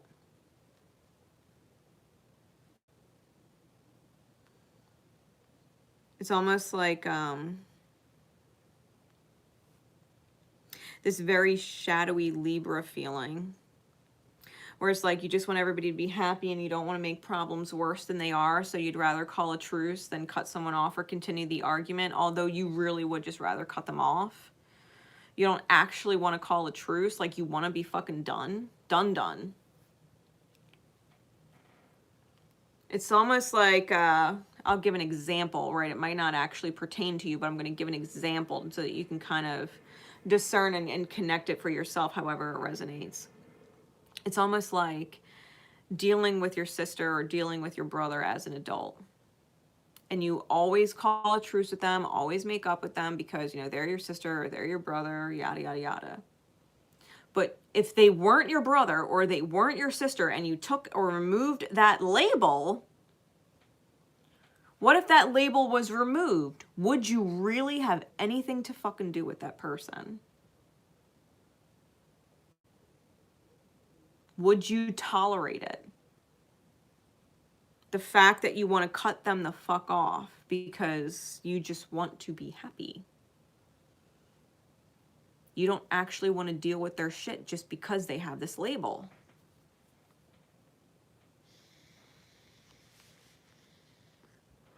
That can go for anybody in your life. I think cutting certain people off would make you really fucking happy. I mean, what are you, afraid of someone's opinion for cutting them off? Not wanting nothing to do with them? Because they give you no reason to want anything to do with them? They give you no good reason to want anything to do with them. Maybe that has to be expressed. Like, listen, we've been through this a million times, and I know that we've apologized or moved forward or let it go, called a truce a million times. But what reason do I really have outside of this label to ever actually want you in my life? The way this repeats and repeats and repeats and repeats and repeats. This constant having to let it go truce, having to constantly let it go truce. What reason do I have outside of this fucking label to actually keep you or want you in my experience? What do you do for me that makes me say, yay, this person's still in my fucking life? Maybe you're just gonna be honest and have that conversation. Maybe you'll find yourself eternally grateful for you. For finally fucking saying it and being done with this fucking whatever. Because maybe the label doesn't fucking matter. Maybe the label is what we people, humans, create in our egoic minds to satisfy whatever fucking karmic need. Until the karma's healed and the lesson's learned and you don't fucking need it anymore. Like, I'm sorry. You caused me nothing but trauma, drama, and bullshit. Why the fuck are you still here? For what? Because you think that label matters? Do you actually give a shit? Because if you did, we wouldn't be having this conversation for the umpteenth time. If you don't give a shit, don't give a shit. Please, please let me know, because I'm at the point where I don't give a shit. It's fine. Instead of trucing and moving forward and acting like it didn't happen and trying to force things to work, like, can we just agree it's done? Can we just move forward? Can I just go my own way? Can you? Can we just agree it's done? At the very least, until further notice. Let's take a long break. Let's see where we are in a year and if one of us feels like reaching out to the other. And if you don't hear from me and I don't hear from you, that's fine. We'll recheck in another year.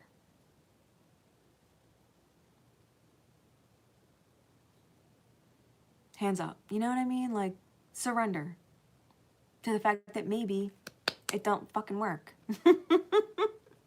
The stars are not aligned. You know? Accept defeat. Communicate the fact that maybe it's done. The mental prison is done, and learn how to turn lead into gold in your life. It's like Spirit's giving you permission to cut off certain people. Like, you don't need it. What are you holding on to the label for? Well, because society taught us that label is important. That label is blah, blah, blah. No, your energy is important, and who is in it and taking from it is important. The labels are an illusion and a distraction. We're just all soul pieces here.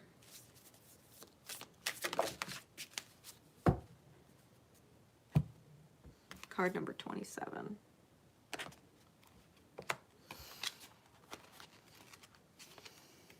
It's the second time this card came out, I think. Heart chakra.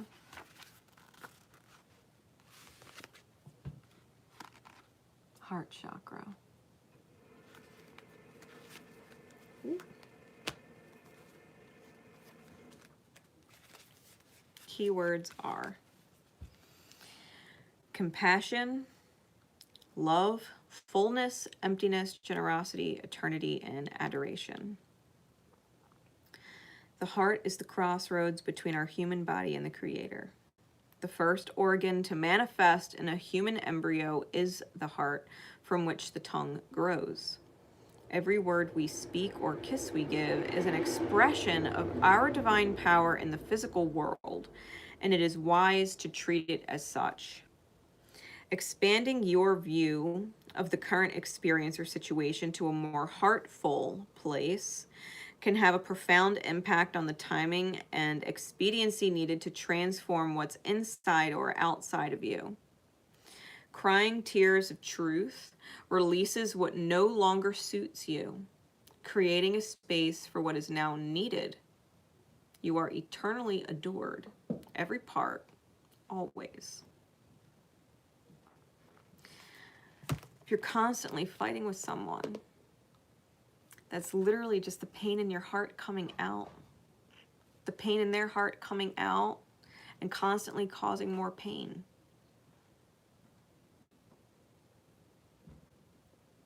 If you want the pain to stop, you got to let the pain stop coming out. And if someone is insistent on being that person who constantly rips the pain up and out of your mouth, maybe it's time to let them go because you don't like going there. You don't like feeling that way. You don't like having that pain come up and out of you. You don't like it. Doesn't feel good to treat someone else that way. To talk to someone else that way. Even if they fucking deserve it. It doesn't actually feel good to be that version of yourself, the hurt person. Maybe it's time to call a spade a spade. Like, listen, you and I, we take the labels away. We don't fucking like each other. We don't want nothing to do with each other. So can we say fuck the labels and just do that? And we'll figure it out. We'll reconnect in a year if we fucking want to. You don't hear from me, I don't hear from you. No hash off my back. Don't take it personal. It just, we made the right choice then. So we can go a whole year not talking, and after 1 year not care to reopen it, then we made the right choice. If after 1 year we decide one of us is going to reach out to the other because you know what, it's worth it, and it's not about the labels, then reconnecting is the right choice. Because it's about the heart and the words that want to come out and say, I miss you in my life, or I want you to be a part of my life, and I don't care about the label. I genuinely miss you being around. I'm sorry that we got to the place we did, but it's been a year. And I'd like you back in my life. if you would like me back in yours, we could try and start over as friends. Clean slate it. Be nice to each other, you know. Let that energy come from the heart and through the mouth. Either way, I think you need to decide, and I definitely feel like these cards just kind of need to let some people go, like hardcore. Stop calling a truce when the truce isn't actually serving you.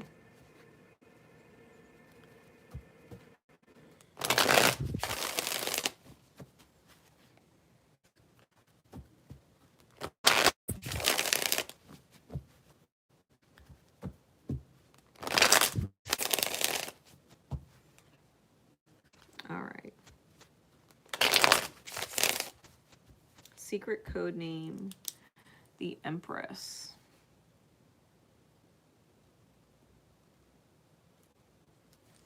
Secret code name, the Empress. And those who resonate or are drawn to that secret code name, Spirit, please, what is the soul perspective for this full moon in Pisces? Secret code name, the Empress.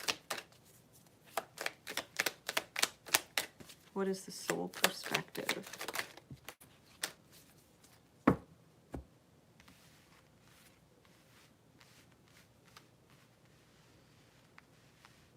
I got the Ace of Swords, the Five of Coin, and the Sun in reverse. With the Empress on bottom. And the Six of Swords on top.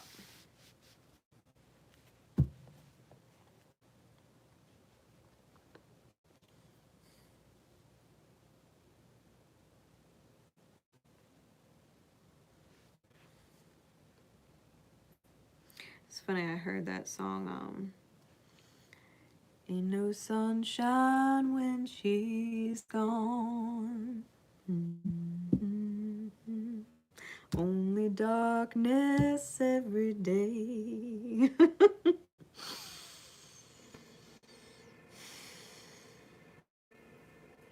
Ace of Swords, there's a certain truth being withheld. There's a need to release the worry.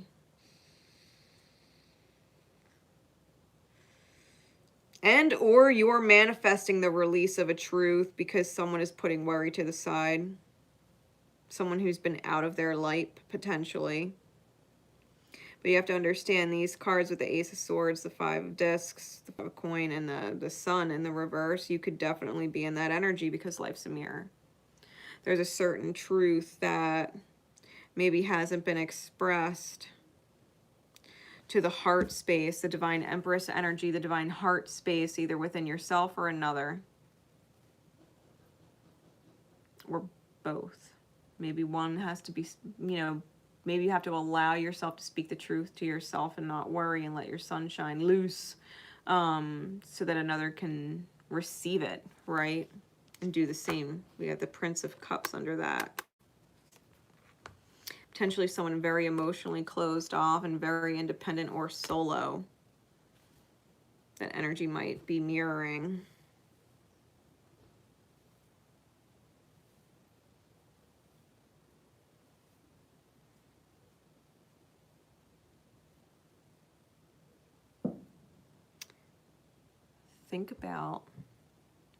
Let's think about this one for a second.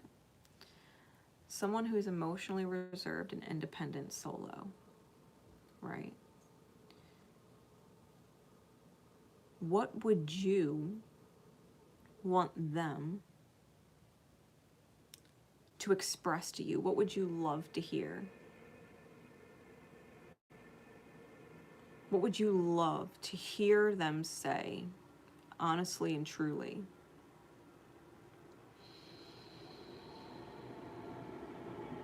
Because whatever you would love to hear them say, like in your greatest vision,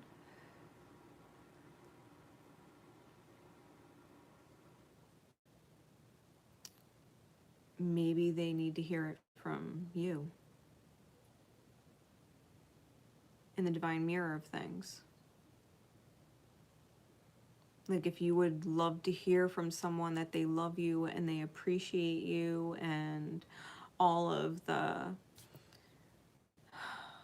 inspiration that they've given you in your life to become better and grow, that just meeting you was a profound experience for them, right? If you would love to hear that from someone,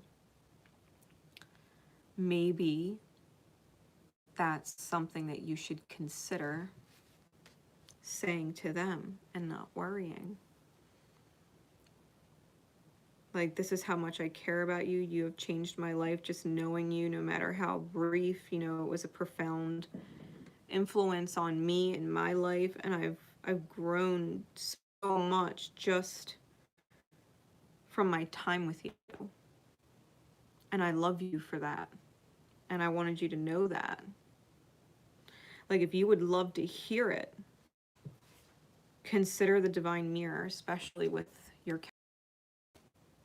their divine feminine energy, because both divine counterparts, if we're talking twin flames, soulmates, divine counterparts, they both have this energy. Everybody does. It's understanding what your divine feminine energy to receive, and then allowing your energy to put that out there.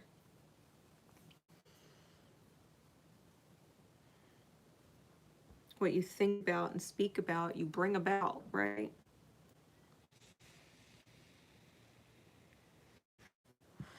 Think on that one.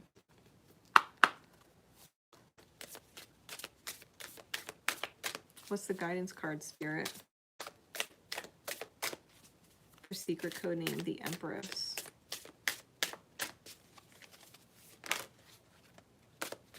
Card number 41.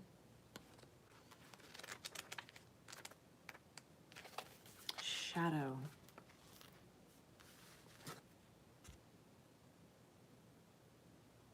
Card number 41 is shadow. Keywords are underworld, density, richness, foundation, void, dispersion, and unconscious. The shadow is what generates our thoughts, feelings, and choices in the times we lack self-awareness. It is our unconscious self, our spiritual imprints, and the place where all our soul memories are stored. The shadow is our greatest source of power, and fear can be a mechanism that will bring you to full awareness of a given moment. Proceed boldly. Get all the information about your current situation and do not fear what will come to pass. Examine what is generating your fear and change it within yourself, thereby eliminating your fear altogether. Be present. Breathe through the adrenaline and know you are safe.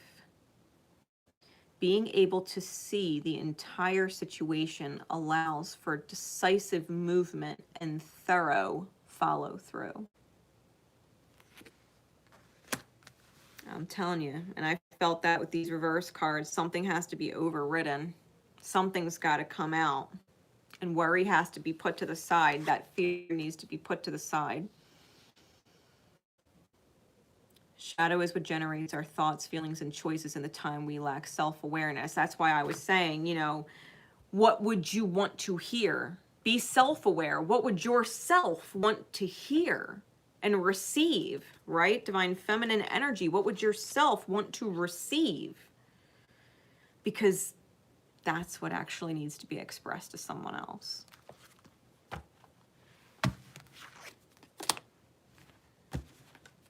Soul just did a mic drop. Soul perspective, right? Full moon in Pisces.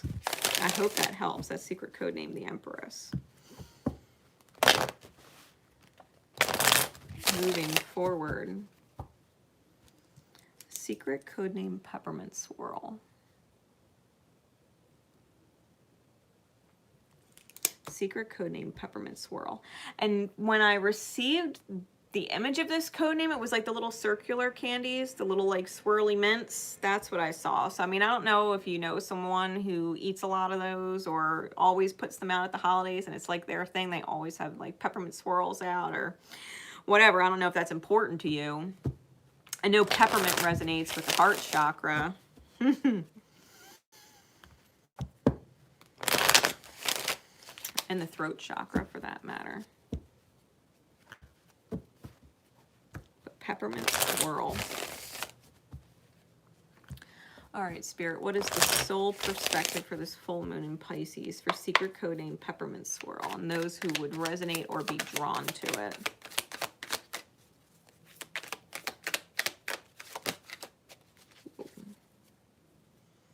The Lovers on the bottom. Four of Swords on top. 10 of Cups, 6 of Coin. Temperance. The Fool, the Emperor. Strife, the Empress. The 5 of Wands is Strife with the Empress, and then the 8 of Wands.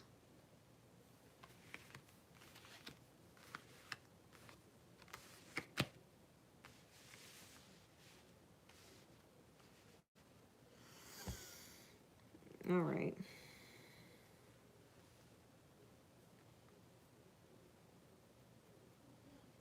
Bottom of the deck, love is a choice. Love is a choice. We might not be able to choose who we feel our soul is divinely connected to, who our divine counterparts are. We might not be able to choose who they are, but loving them consciously in the present with our presence is a choice. We can choose to love or separate from anyone.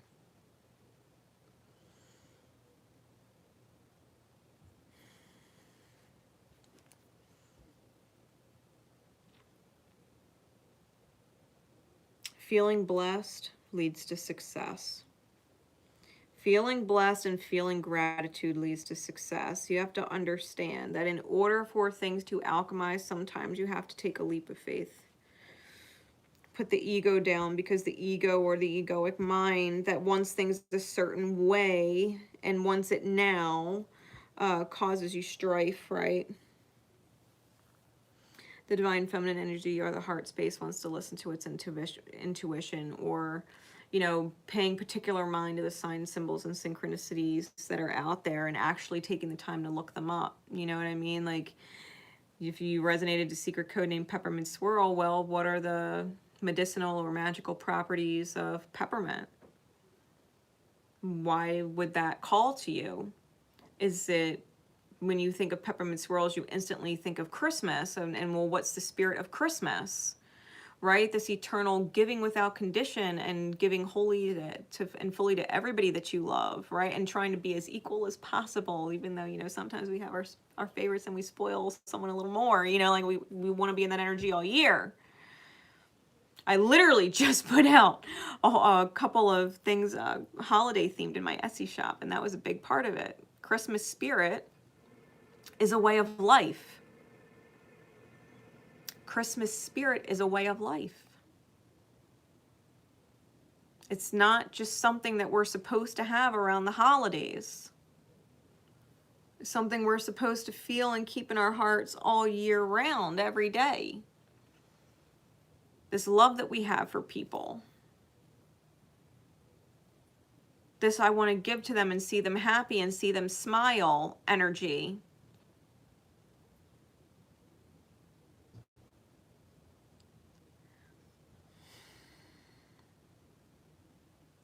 Make sure you're reading the synchronicities, the symbols and the signs and things. If you're not familiar with certain energy, Google it. You have animal spirits crossing your path? Google them, whatever animal spirit medicine. There's a certain flower that keeps popping up. Look up that flower and magical or metaphysical properties.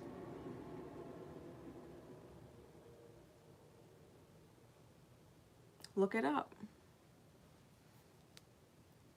Something crosses your path on a bumper sticker or some shit, like, look it up.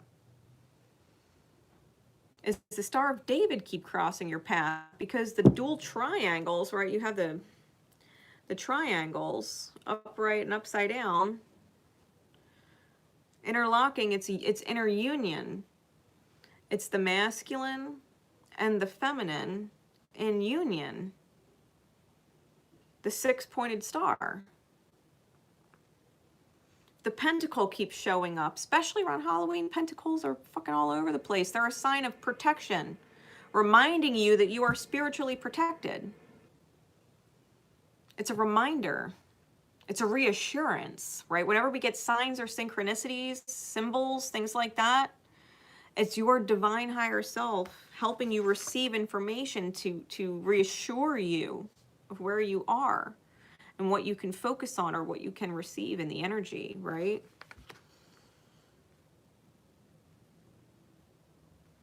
It's allowing a certain combative stubbornness to go away. Take leaps of faith by focusing on something that you can be truly grateful for, because love is a choice. Who we love might not be, but if we love and choose to love with our presence and our actions and our words is. Because when we love people and we can't change the fact that we love them, we can either love them here in the now or we can love them from a distance. But the love doesn't actually go anywhere. It's just our presence. The love that we choose or choose to not give, right?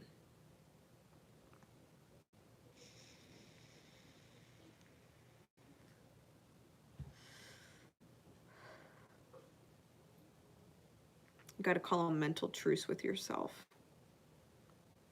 and allow yourself to be more receptive and put the grip or the control that it should be a certain way or has to be a certain way in a certain time frame. Like, just put all that down. Just put all that down. All right, what is the Rainbow Warrior guidance or additional insight card, please, Spirit, for secret code name Peppermint Swirl? Card number 33 is a master number. It's a master teacher.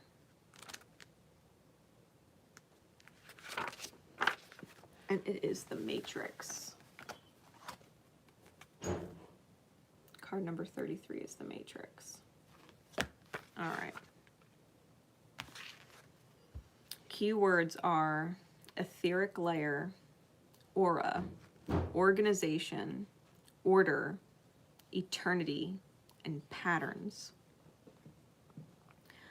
All things transmit an energetic signature we receive and interpret long before the experience becomes physical. When we're able to see, hear, or taste what's happening. It is because of this patterning that we experience repetition. And repetition, of course, is how we learn things, by experiencing them over and over again. It takes at least 5 exposures to new information to hear it for the first time, and many usages of that information to create a habit or memory. In the matrix of life, there are limitless opportunities to create new plot points. Every thought we have creates a new dimension that attracts more ways of expressing its vibration. Are you aware of the thoughts and the feelings that follow them, or of the patterns that generate it all? This card is telling you it's time to pay attention to the subtlety of those patterns and what they are creating in your life. That is exactly what we were just talking about with the synchronicities, signs and symbols, like looking at the patterns. The Matrix. Spirit will expose you to the same synchronicity 1, 2, 3, 4, 5 plus times in order for you to recognize it and be like, you know what? Maybe I saw that the other day. You know what? I was singing along to this song a week prior, and that lyric was in there. That word was in that song. Maybe Spirit is telling me to look this shit up. so I know what it means. All things have an energetic signature. That's why certain animals and certain plants and certain things have energetic signatures or symbolic, synchronistic messages tied to them. There's a reason why 4-leaf clovers are lucky. It is a symbol of luck. To see them or find them, that's spirit telling you you're lucky, you're blessed. You can find the rarest of things outright or on your fucking news feed. Maybe you're walking fucking somewhere at a yard sale and you're seeing 4-leaf clovers on old fucking ancient plates. Did you or did you not catch the synchronicity that a 4-leaf clover crossed your path because someone had some fucking old antique Irish dishware at their fucking yard sale?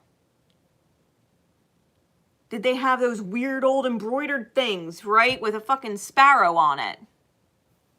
Look it up. Spirit's trying to help convey a message to you to get you out of whatever headspace isn't serving you. To get you back in a receptive, receiving energy of whatever aligned vibration that you are best served being in. Like, Spirit is helping you out. Spirit's helping you out.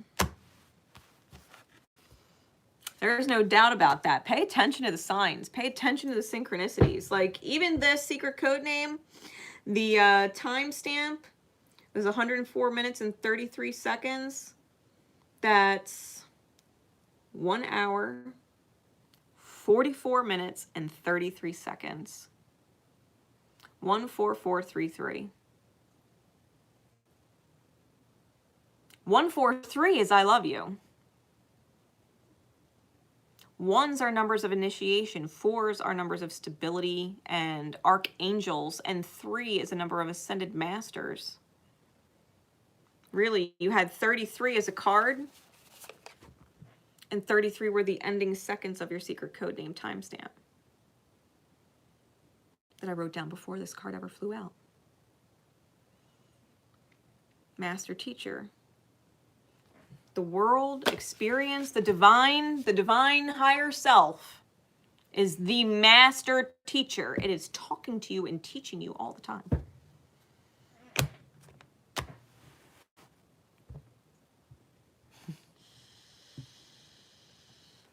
It's like Spirit just called you out for sleeping in class.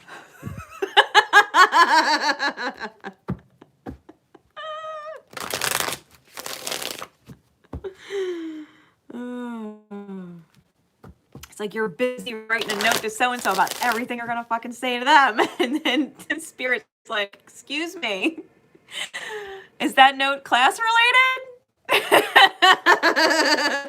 I need your attention here. What's the answer to this question? Yeah, Spirit calls you out. Listen to me. Oh, all right. I hope that helped. That was secret code name Peppermint Swirl. All right, Lollapalooza. Secret code name Lollapalooza. Secret code name Lollapalooza. And those who would resonate to it or be drawn to the secret code name. Spirit, what is the soul perspective for this full moon in Pisces? The Prince of Cups. The princes in this deck are the kings.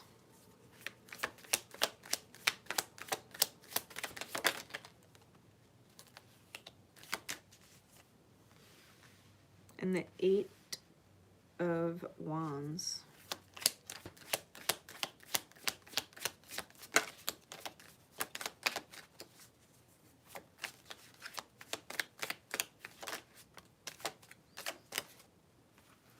The Hanged Man and the World. Cards 12 and 21. With the 9 of Discs on bottom. the Nine of Coins, and the Star on top.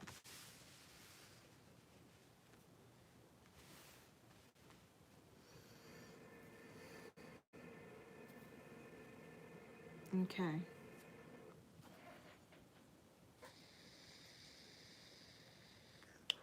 Firstly, you seriously have to understand that there's some major healing energy going on right now with the Star on top. That means your consciousness, spirit is helping you become aware of your soul perspective. It's letting you be aware of the fact that you're going through some major healing right now, bringing in whatever higher energy or inspiration of self that you're pulling on, right? That you're actually feeling and resonating and in communication with and understanding with your higher self in order to shift the reality.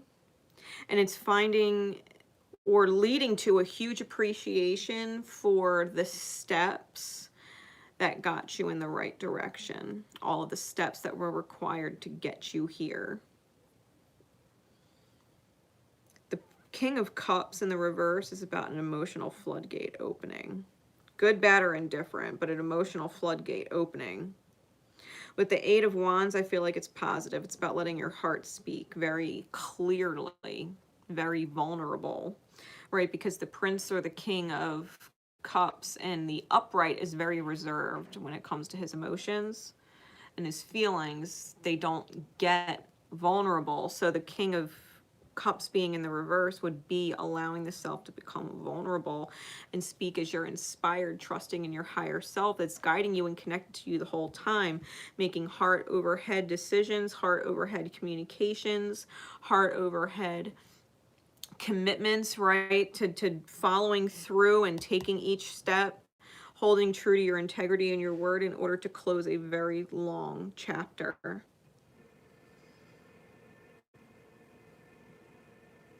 In a good way, right? Where the snake or the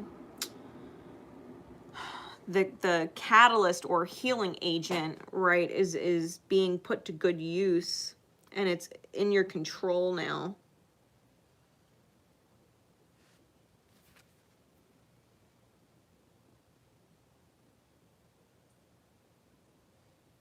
It's allowing, if you, wow, I just noticed this for the first time with this card. If you look at this card, the eye right here is like a sunshine blasting at the snake, which the feminine self, right, the integrated self, is kind of moving up and handing off towards it. And from the eye is a hook, and it's literally coming in to hook the snake as if to completely pull it away, almost like an alien spaceship.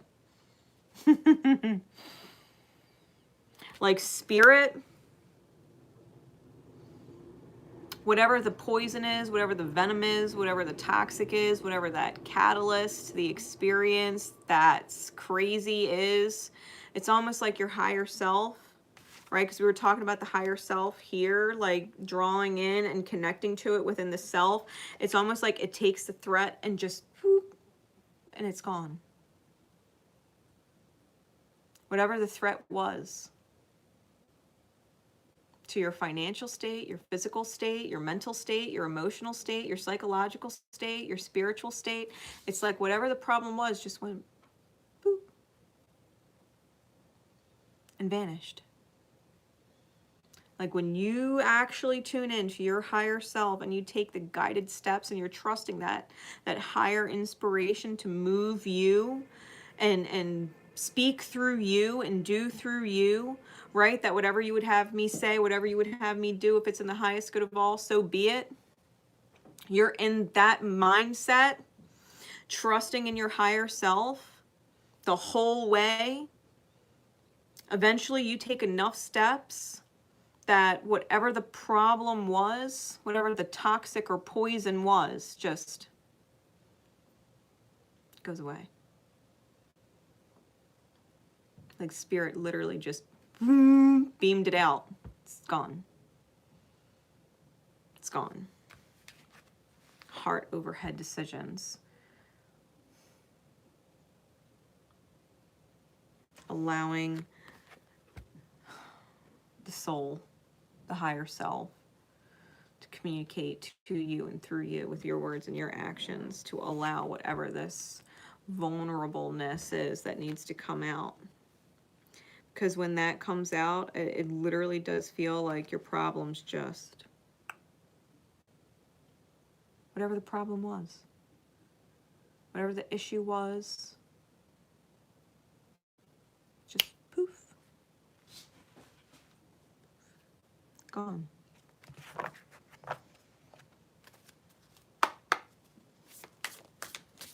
What's the guidance card, Spirit, please? For secret code name Lollapalooza. This full moon in Pisces energy. What's the guidance or additional insight?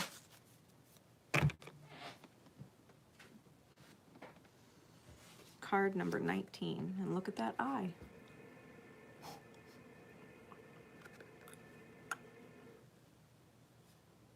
It's even got the rays.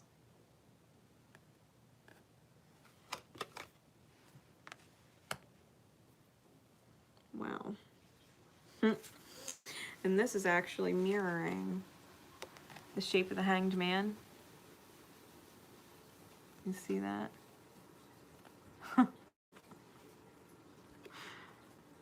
Hell, it's even got the legs sticking out. You got the legs sticking out here, and you got this little thing sticking out here. Complete energy, right? Card number 19 in tarot, that's the Sun card. So what is it? 19. Forgiveness. Card number 19 is forgiveness. Keywords are neutrality, 0 point, release, completion, mercy, grace, and gratitude.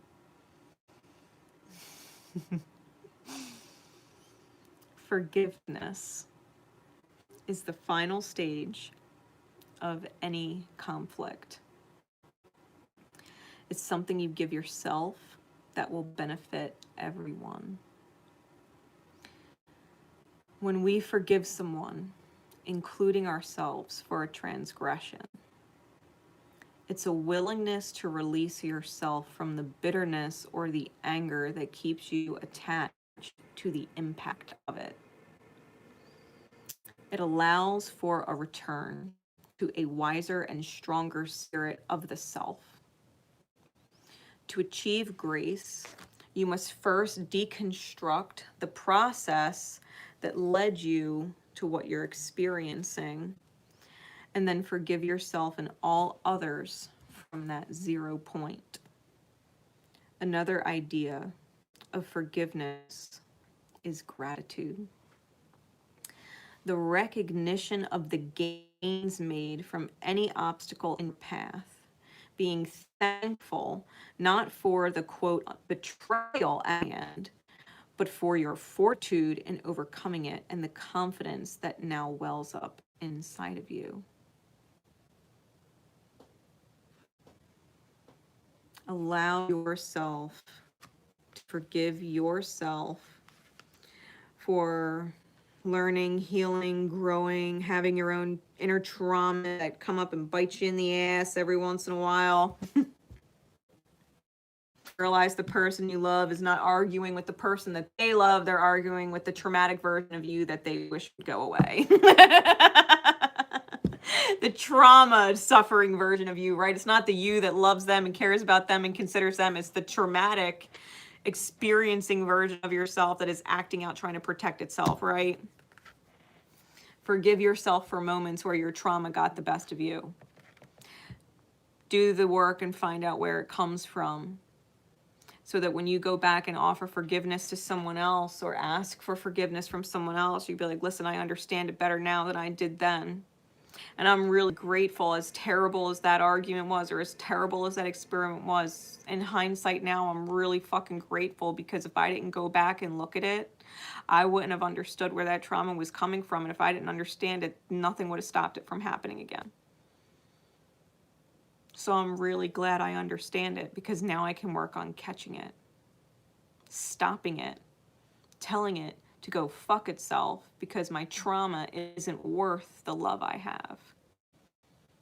Holding on to my trauma and what my trauma causes is not worth what love I have, what love I'm capable of giving. And it sure as shit ain't worth the love I am capable of receiving.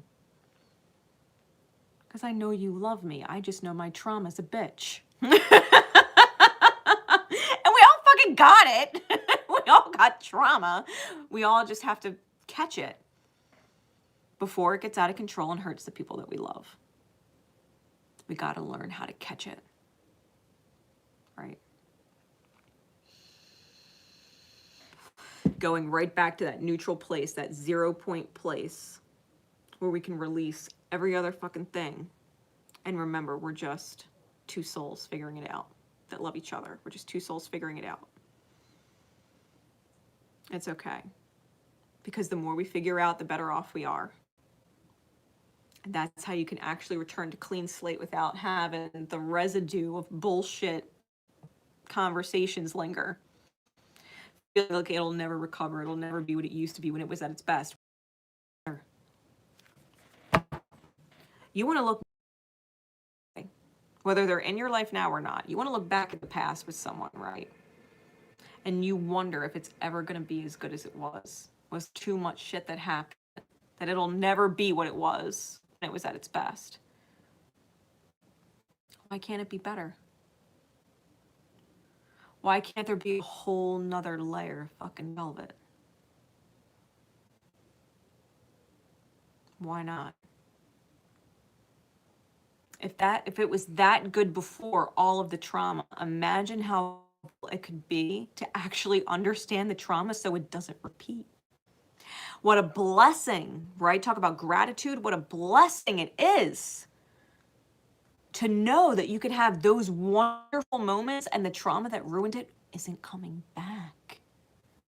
And if it rears its ugly head and it gets squashed real quick because you're going to recognize it in an instant. And you're going to tell that bitch to go to sleep. Nah, trauma, go fuck to sleep. Go home. You're done. You're done. Right? Trauma had one too many drinks. It can go the fuck home. Yeah, think about that. Understanding where it comes from. Knowing you're able to recognize it and catch it. Because the traumatized version of you and the best version of you are two completely different versions. And the people you love are deserving of one and not the other. That goes for you too. The people that love you, they have their trauma version and their best version. They always want to give you their best version. You got to find forgiveness for them when their traumatized version is having its moment. And remember, that's not actually them. Their traumatized version is the trauma, the bullshit that other people's pain put on them. That they took personal, but it's not theirs. That's not them. That's their trauma. It's not them. Forgive them for moments when they are in their trauma, because you have to be able to forgive yourself for moments where you were in yours, right?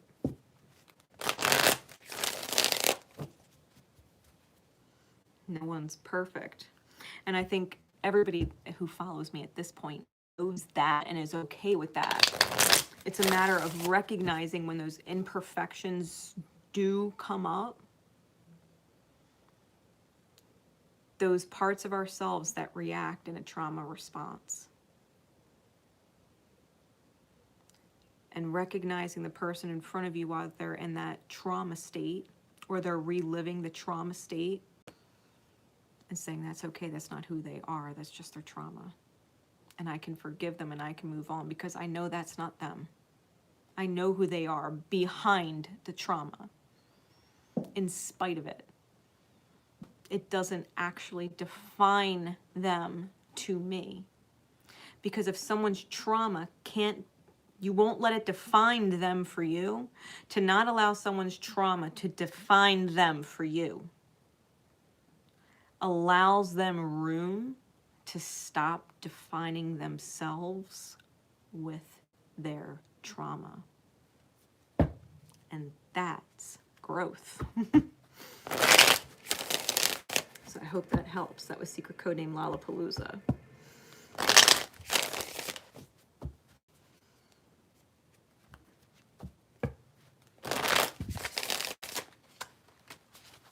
All right. Gold horn unicorn.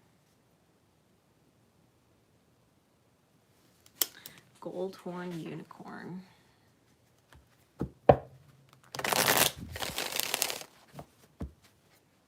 Spirit, please. What is the soul perspective for this full moon in Pisces for secret code name Gold Horn Unicorn and those who resonate to it or are drawn to it? And I did truly see in my mind's eye a unicorn, but it looked like a white light outline, like a silhouette, and the gold horn was just super fucking pronounced and solid. Like it looked like an actual gold horn on just like a light silhouette. Like you see neon lights and like windows on bars and stuff like that. Like it's just the light. It was white unicorn, but there was a legit gold horn on it, and that's what was standing out to me in my mind's eye.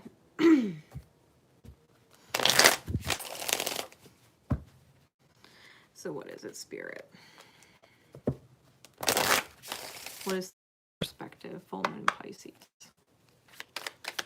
Gold horn unicorn.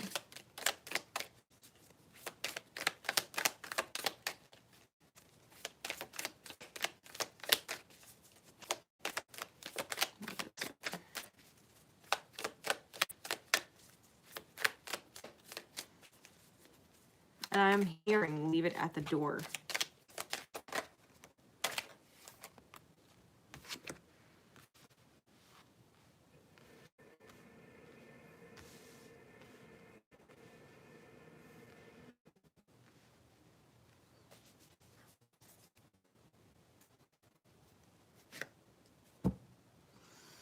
Wow. We got 3 major arcana present. We got the Chariot on top with Death on the bottom and the Magus or the Magician on top. Clarifying cards are the 7 of Swords, the Ace of Swords in the reverse, and the Knight of Discs. Or the Knight of Coins, right? In this deck, they're discs. Okay.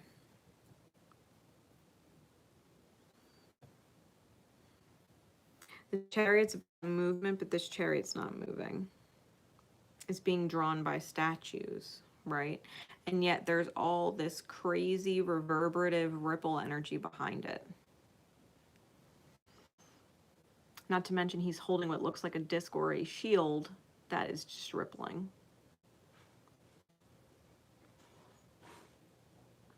The movement isn't about forward, it's about the movement radiating out of the self. The energy that is moving, even if nothing in the reality is changing and the scenery is not changing because the Chariot's not actually going anywhere, it's the energy that is giving it crazy movement.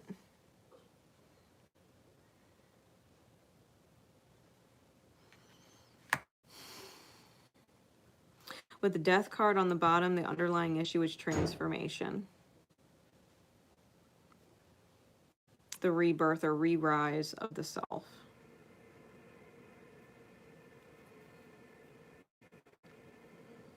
Consciously, you got to be ready to work some magic.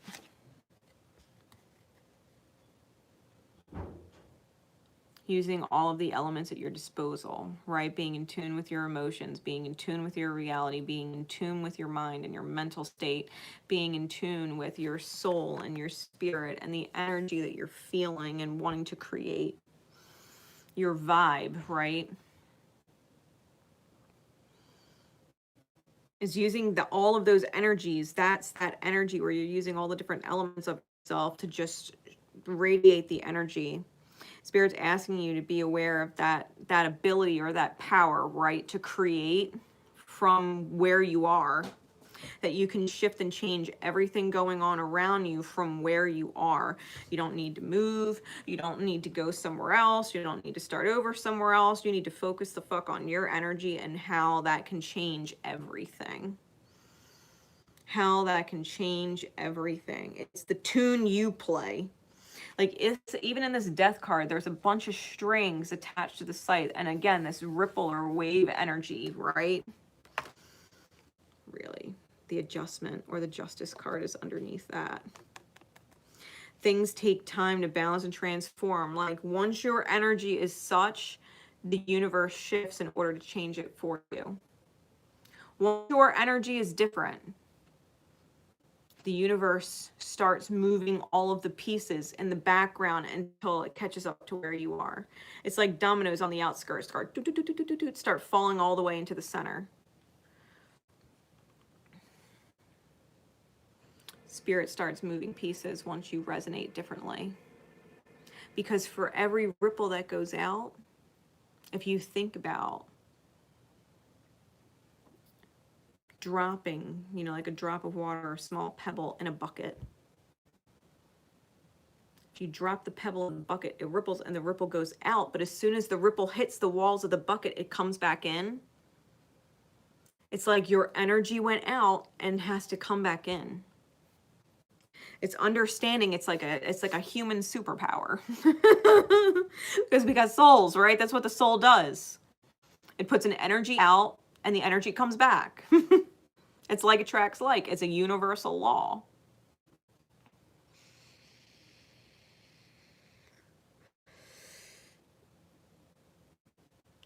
By the way, you have multiple ones here and you got multiple sevens.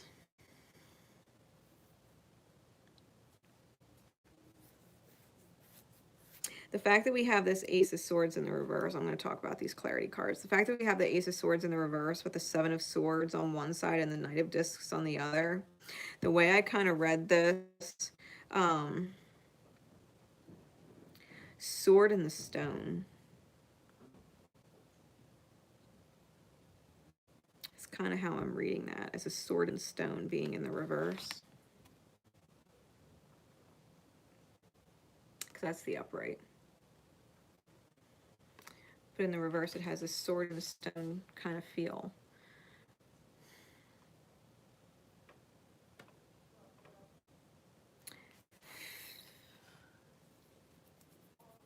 Robbing yourself mentally is futile, right? Because to put out negative energy or stress energy, it never ripples back anything great. Stress creates more stress. We allow ourselves to create it. People that we're thinking about that cause us turbulent cycles of thought, keeping them around and trying to fix it's kind of futile sometimes. That thought process. Trying to create or control the outcome.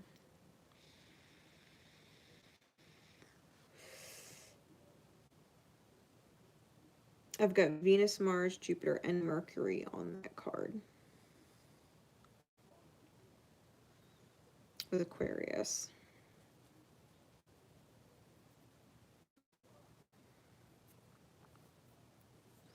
Like, we can go one of two ways. You can be emotionally detached and fight with your higher self. You cannot register or recognize what you're feeling and how that is a clue from your higher self, whether or not something is or isn't resonating with you. It's a clue to how you're resonating, what your energy is putting out, that these experiences are the ones hitting you. What did you put out, whether it was an hour ago, a day ago, a week ago, a month ago, a year ago, that ripple is hitting you back now. At some point, you're experiencing something that's upsetting because some kind of upset energy went out and a choice was made from it, or an action was taken from it to speak or do or be somewhere. That energy just came back into your experience. So it can go two ways. You can be emotionally detached and be at war with your higher self. Or you could feel really blessed at the higher perspective and being able to communicate new positive vibrations that will come back to you later. Whether it's an hour from now, a day from now, a week from now, a month from now, a year from now, whatever. All that you give is what you get. There's a reason why there are no things. There's no such thing as coincidences.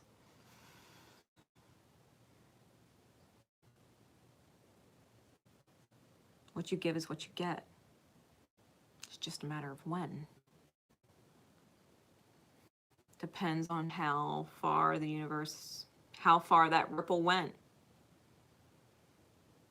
and how long it's going to take to come back.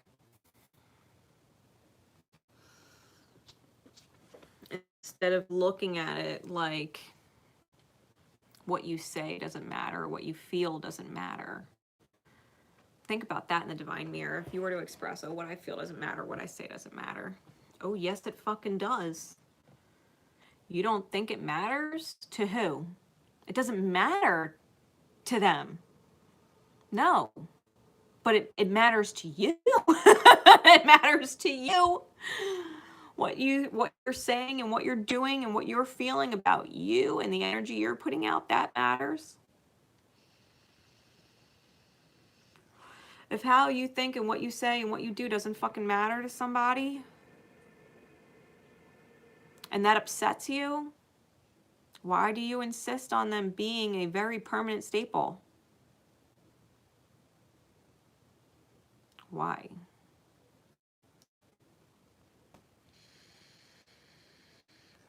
The sword and the stone, and the truth sets you free. Ace of Swords is a truth card. I think you're stuck, right? This Chariot card, I think you may have reached a place where you're stuck. And only the acknowledgement of the truth is what will set you free. You've got to be able to look up the mountain and see the journey and know it's no fucking cakewalk, and you're going to do it because you ain't fucking scared. Even your horse is looking the other way, and it's like, nah, my spirit's determined. We're going to go up that mountain. No, the horse wants to be distracted and stay down here, and the soul of the self is like, yeah, but we got to fucking do it, don't we? Or we'll never get to where we want to go. Or we'll never get to where we want to go. You got to let the truth out. You might never get to where you want to go. All right. Rainbow Warrior activation deck. Spirit, what is the guidance? Extra insight for Goldhorn Unicorn.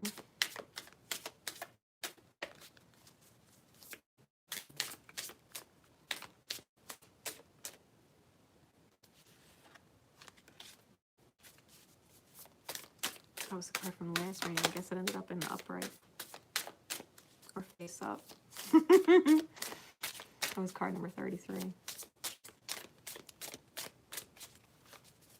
What's the guidance, please, Spirit, for secret code name Goldhorn Unicorn? Card number 47. Throat chakra.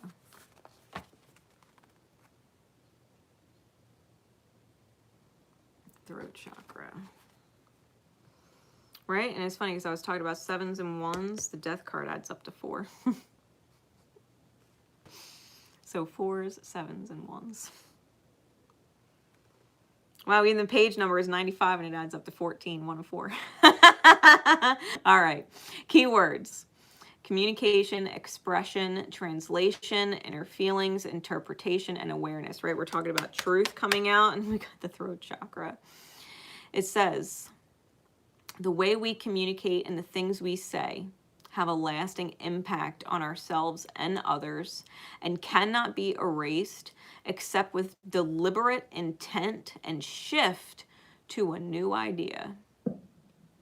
Often our environment and the energy of others can have a subtle impact on us that we may not be aware of. Pay attention to the words you choose and the tone you use. They can give you an indication of how your world is affecting you. It is where the things you are unconsciously picking up from your surroundings will reveal themselves. Are your words charged with emotional pain, gratitude, or love? Are those your feelings? Do the chosen words suit what you wish to communicate exactly? Your current situation is asking you to take stock of the way you speak to yourself and others, and the subtle effects of your impact or others' impact on you. Right now, honesty, awareness, and gratitude is your goal in the current situation. Spirit's letting you know honesty, awareness, and gratitude is the goal in whatever circumstance you're in. Honesty. The truth will set you free and transform it. You got to pull on all of your elements, right? You got to pull on the reality of the situation. You got to pull on the emotional state, the truth and the emotions, the truth despite everything else about how you feel. Being aware of the mental state, right? And using your mind as a tool instead of a detriment. Being able to focus on your spirit and focus your intention and use the power of your own will to create what you want to create with your energy. Putting it out there, right? I had done a live on Facebook, God knows how long ago, about the throat chakra, and it was talking about how the throat chakra is literally our creation hub. It's like the central core of where all the creation comes from. Because it's not only what we speak, it's not only the things that we can do, like kiss, like give love, right? With our mouth, it's a connection to the throat chakra. Our hands, when straight out, they're in alignment with the throat chakra. They're extensions of it. We create with our hands. We drive places, we cook food, we write letters, we text people, we dial phone numbers. We go to the store and we pick out things with our hands. We create music and art and express and create with our hands. We hug with our hands. We greet with our hands. We have a whole language dedicated to our hands. They are the creation center. And they could speak bullshit and create bullshit and put out bullshit if we let it. Or they can create some beautiful magical shit. Just that I got the visual of the unicorn horn the way I did, that it was just an outline of light with a solid horn. It's almost like the solid horn with the energy, right? Or the antenna putting, or whatever, putting off all of the energy and signal, while the rest of it is still coming into form, the magical self, the authentic self, the rare and legendary self, the beautiful myth. That you're a unicorn and you're real, right? And it's in there. Whatever this truth is needs to come out. Life is not futile. Things are not impossible, but it feels that way when your energy is aligned with that. So start transforming and thinking about what is possible, because if you feel stuck, you're not. You're stuck because that's the energy that went out. And you got to create new energy. Remind yourself, well, what would Spirit tell me if I feel stuck? Spirit would remind me I'm not fucking stuck. I'm creating stuck. Okay, so if I'm in control of my own fucking stuck, I'm deciding right now I'm going to unstick myself. And I don't know how yet, but I know I'm going to be inspired because I've chosen it and I've put that energy out. I've chosen to unstick myself. Spirit, you heard? Let me know. Send that energy back to me. Because I'm determined to unstick myself, and I just don't know how yet. That answer's coming. because I sent out that ripple, so it's going to come back. Trust. Sometimes it takes an hour or a day or a week or a month or a year, but all of a sudden, boink, lightning bolt. And you can create, right?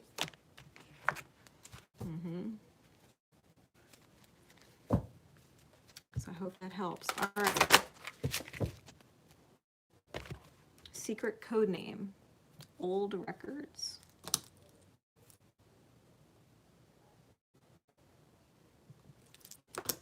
Secret code name, old records. And it did remind me when I got the secret code name of like literal old records, like vinyl that you would put on a huge like record player, like back in the day with the like the amplifying like megaphone type, whatever the fuck it is.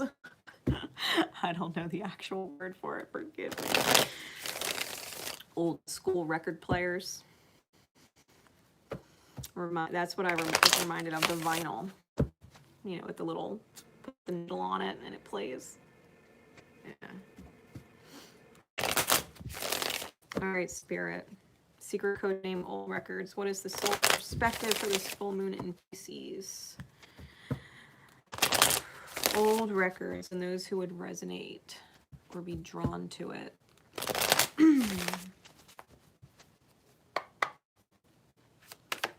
What is the soul perspective? Secret code name, old records.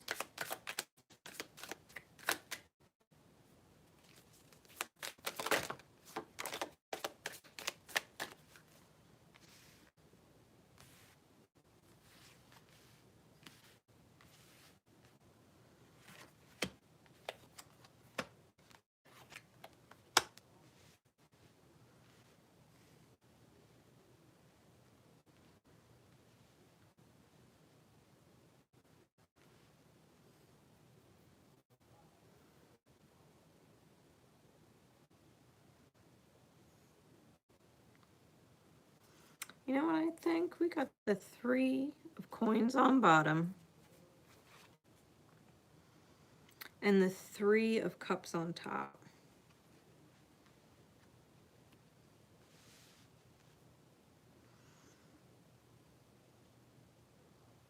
You know what I think?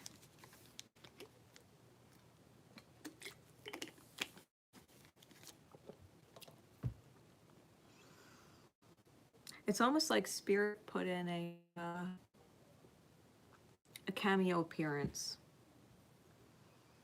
Like, you know, there's cameo appearances in movies where, you know, an actor that's really well known to many people pops in for like a 5 or 10 second blip in a film, and then they're gone and they're playing some very insignificant character, like the postman that's just putting the mail in the mailbox or getting chased down the street in the background by a dog.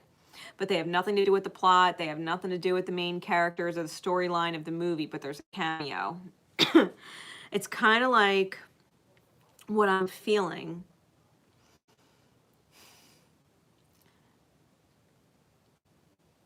It's almost like someone with that kind of energy in your life, like they're not a main character, they're not a focus, but it's almost like Spirit just sent someone in or is sending someone in to just blip in and make it better, or draw your attention to the humor of something, or the simpleness of something, or the humbleness of something, right?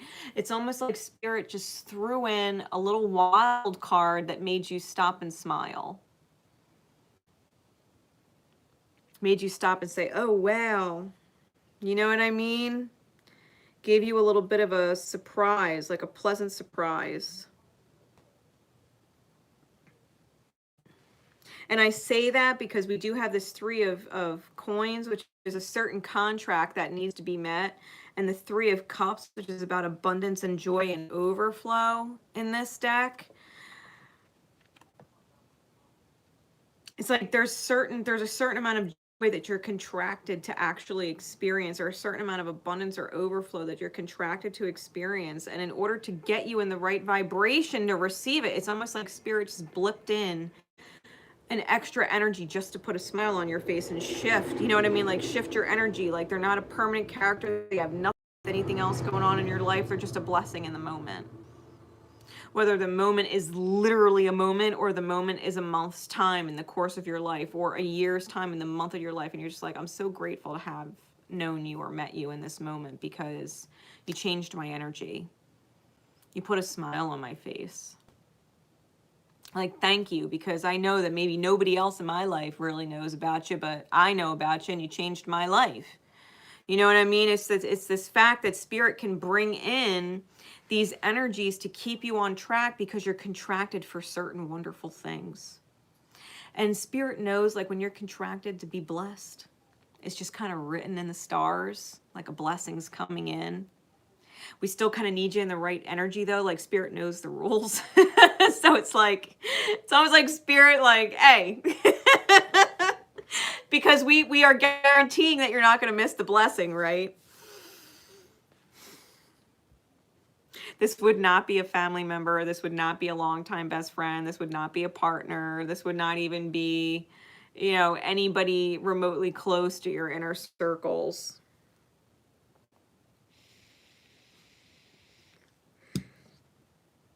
But it's like they're a little breath of fresh air and a smile every time they make an appearance on the screen, you know?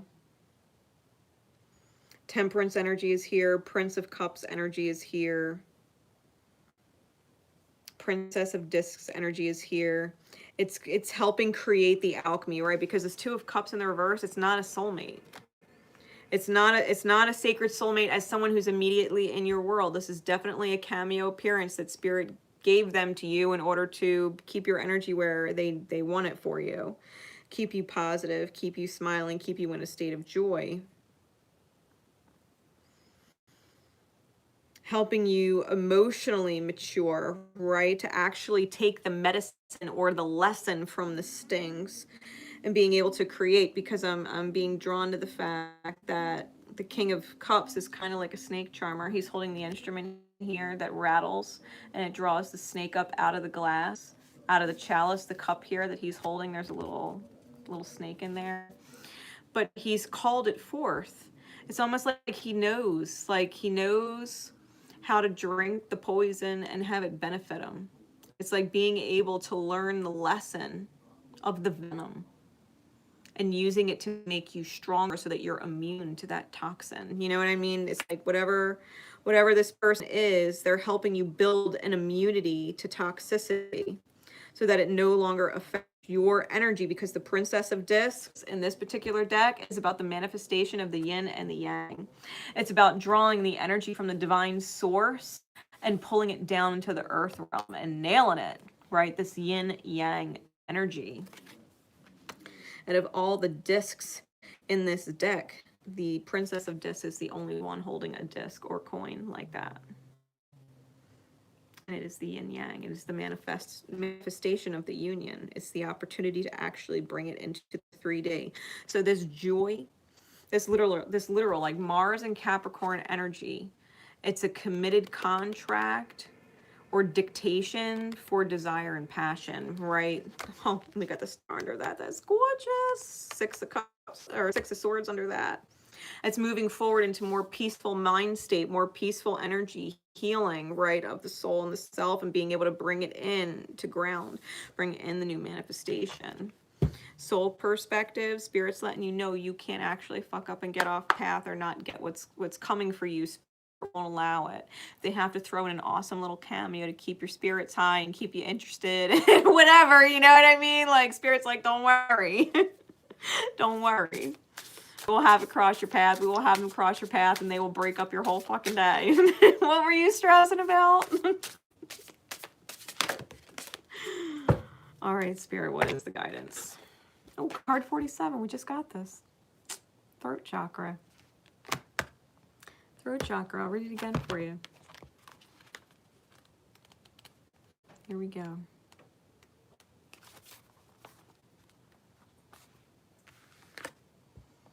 All right.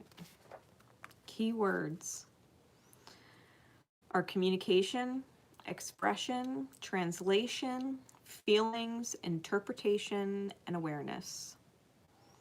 The way we communicate and the things we say have a lasting impact on ourselves and others and cannot be erased except with deliberate intent and shift to a new idea.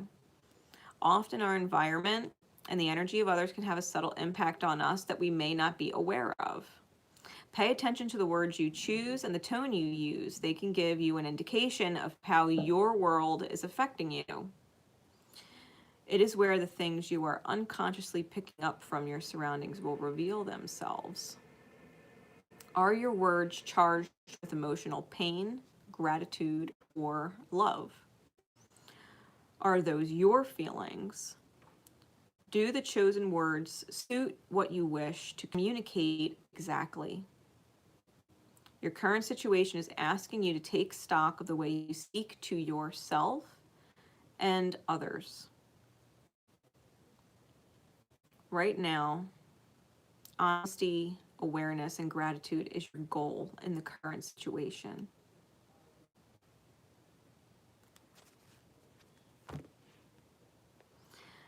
When I talk about this cameo appearance person, right, whoever they are in your life, however long they're in it for, whether it's a longer blip or a flash, right? Because the lifetime is long. We grow to live, if we end up being 85, 95 years old, having someone in your life for a year or two or three is still just a cameo. Still just a cameo, right?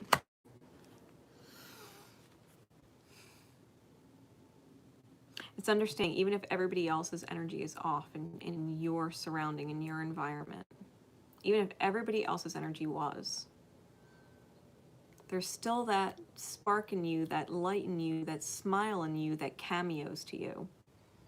That unconditional love of being in the moment, flow, cameo, mirroring back to you in your environment. There's still that smile, there's still that optimism, there's still that wildly foolish and fun, right? Part of the self that's just like, hey, don't forget about me. You know what I mean? Everybody and everything and every one fine simple synchronicity that you take in your environment is reflecting a piece of yourself. So don't think you're separate, right? Whatever that beautiful cameo is for you, don't think you're separate from that energy. It's mirroring that energy back to you for a reason.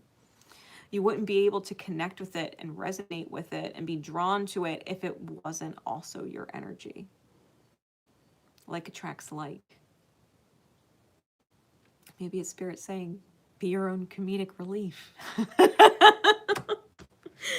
Find the humor in yourself or the situation or the circumstance, or realize that whatever was stressing you out ain't that bad. It's not unmanageable or impossible to deal with, and it's not like it can't be overcome or resolved or shift in some which way, shape, or form. And maybe that's just the thought you need to shift it, right? Because that's what throat chakra was talking about. No, we can't take back the things we say and erase it, but we can absolutely correct it with the right intention. The right actions or efforts made in intention to correct it. It can, in fact, be corrected. No energy is permanent. I mean, think about it. You believe in reincarnation. People go through all life, like they have a huge scar or something on their arm, and all their life they hate that scar. And people say stuff about their scar, and they're tired of talking about their scar.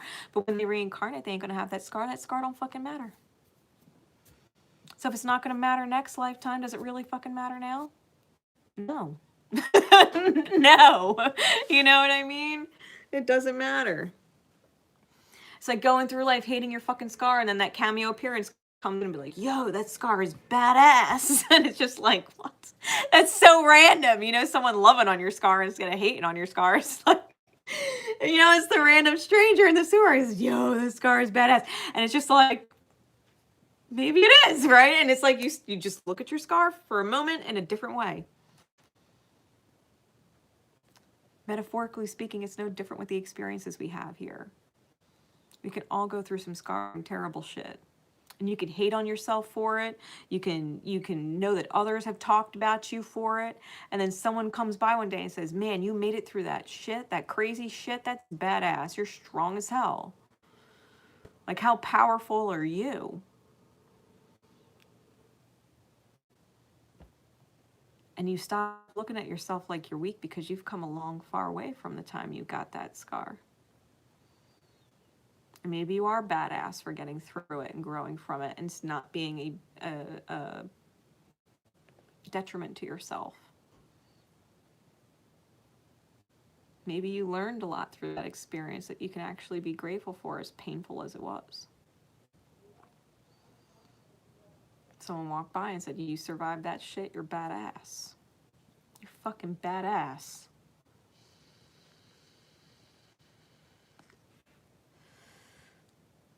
Because maybe for them to have gone through the same situation, they don't know how the fuck they would have lasted. They don't know how they'd be still sitting here. And they're looking at you like you made it through that? And you got a smile on your face right now? What? And you look at yourself in a whole new way. You're contracted for wonderfulness.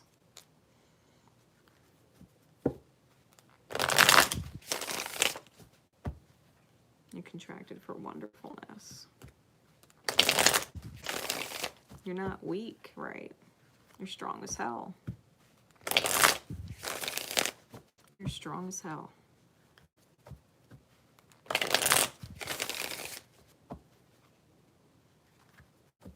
Scars are just a reminder of all the shit that tried to kill you and failed.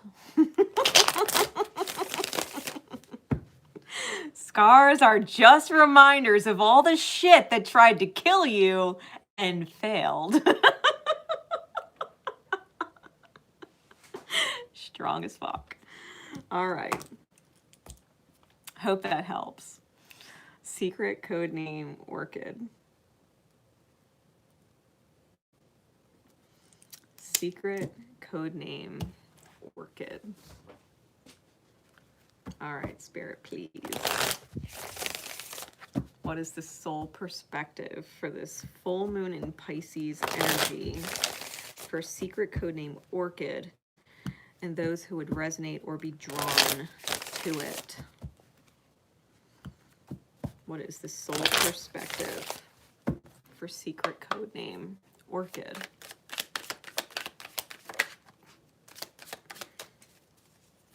We got the 5 of Wands with the Tower. Oh my God. Bring me some clarity.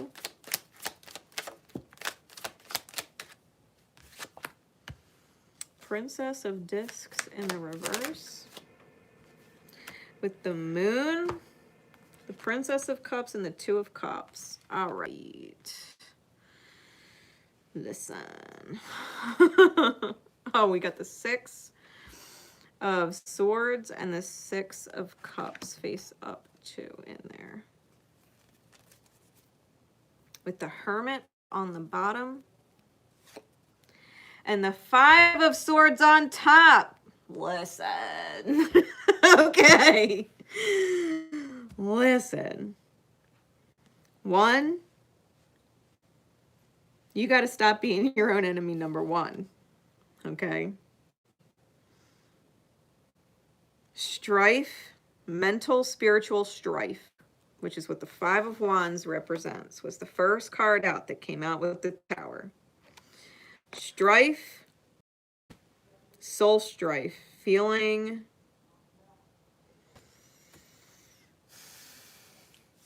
spiritually stressed beyond your means, right? Feeling very spiritually spread thin. Something could poke you and you'd tear, right?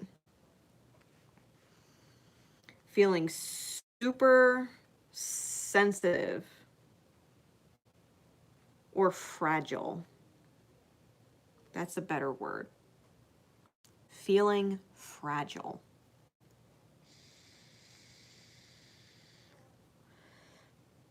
It's not serving you.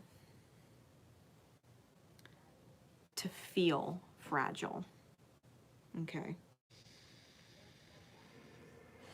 Feeling fragile, like expressing to other people, be careful with me. Be careful with me. Go easy on me.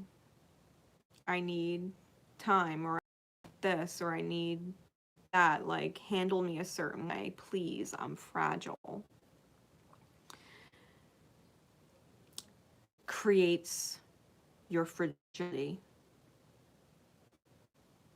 It keeps you fragile. Your strife, clarified by the Princess of Discs in the reverse, isn't allowing the opportunity that you want to manifest. You are not fucking fragile, and you don't need to be handled with white gloves. You are not fragile. You are not paper thin. You are not delicate.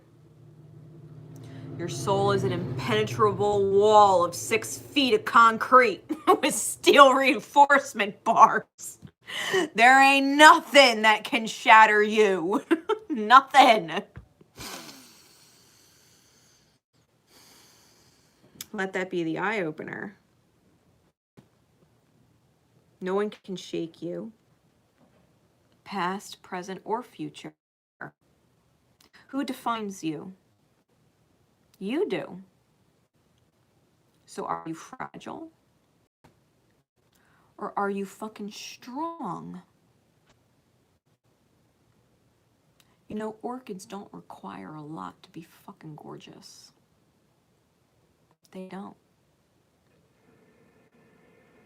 They don't require a ton of light. They don't require a ton of water. They don't require a ton of space.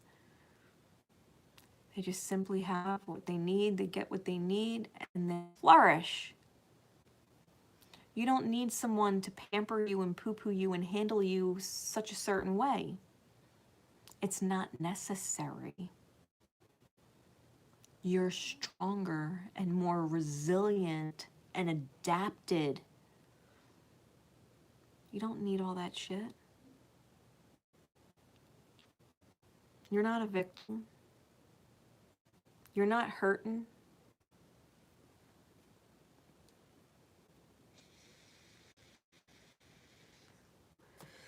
Acting hurt or believing that you're hurt or that you're still carrying it with you, it's not serving you. You understand that people are just fucking healing their childhood trauma and shit. No different than you. They're healing woundings too, just like you. Full moon in Pisces, this full moon in Pisces is all about going really fucking deep and understanding the trauma strings that people have, that we pull on each other and we don't even realize it sometimes. I mean, fucking assholes know when they're pulling on your trauma strings and they're doing it on purpose, but the majority of the time, most people who love each other don't realize that they're pulling on each other's fucking trauma strings.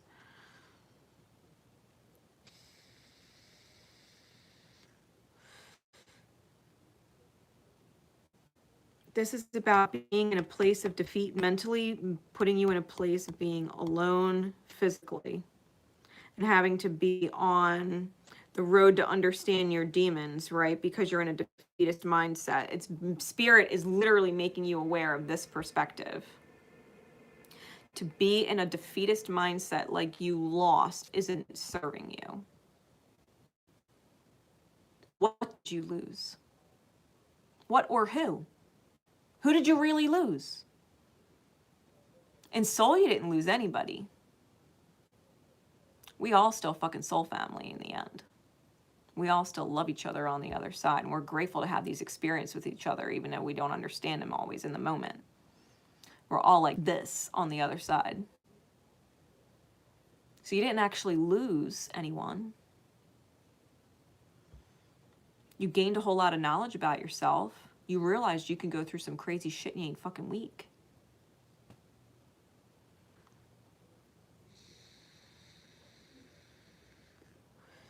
You learned that you don't need what you thought you needed to be okay. Whatever you thought you needed from them, you realized you didn't fucking need it. You were worse off when you wanted it from them. Think about that.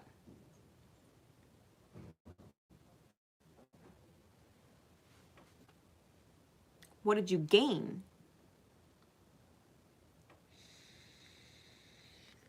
This is about sacred soulmate helping you move forward to a more peaceful place. Someone who understands you emotionally. They understand where you were that put you in a fragile state. They understand, they empathize, which means they probably went through something that resonates with them on a similar vibration. Feeling and coming out of a situation where they felt super fragile and delicate. They get it. But they also understand or they wouldn't have resonated into your path where you're learning your strength. Be able to forgive the self and others if they hurt you, soulmates. Be able to love them and forgive them so that you can move forward beyond your shadow, beyond the wounding. Allow the ego to collapse, because as much as we think we're right sometimes, our ego is wrong. Our mind is sometimes wrong. Our gut feeling, our truth and our soul that cannot be denied is never wrong. If something is super intense and soul deep and meant to be, you feel it. If there's question marks and maybes or feelings die and stuff like that, there's a reason. There's a reason.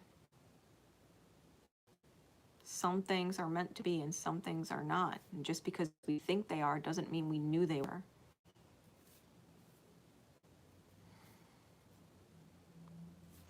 You've got a sacred soulmate here that is helping you mentally move forward.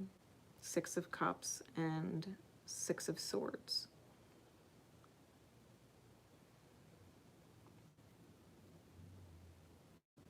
You're stronger than you think you are. You're stronger than you think you are, Divine Feminine. You are allowed to receive. You are allowed to have fate change in your favor. Moving forward from feeling emotionally drained or empty or unfulfilled and receive new love, commitment, effort. Someone who will go all the way despite the weights you carry. They're going to help you put them down. Soul weights. They're not going to help you carry them. They're going to help you put them down. Spirit, what's the guidance or additional insight, please, for secret codename Orchid?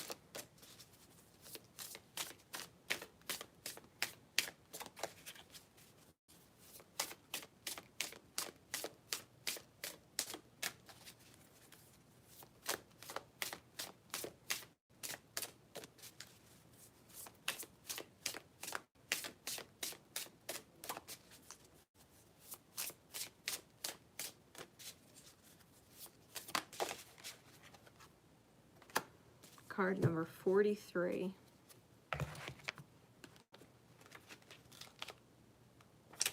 Solar plexus chakra.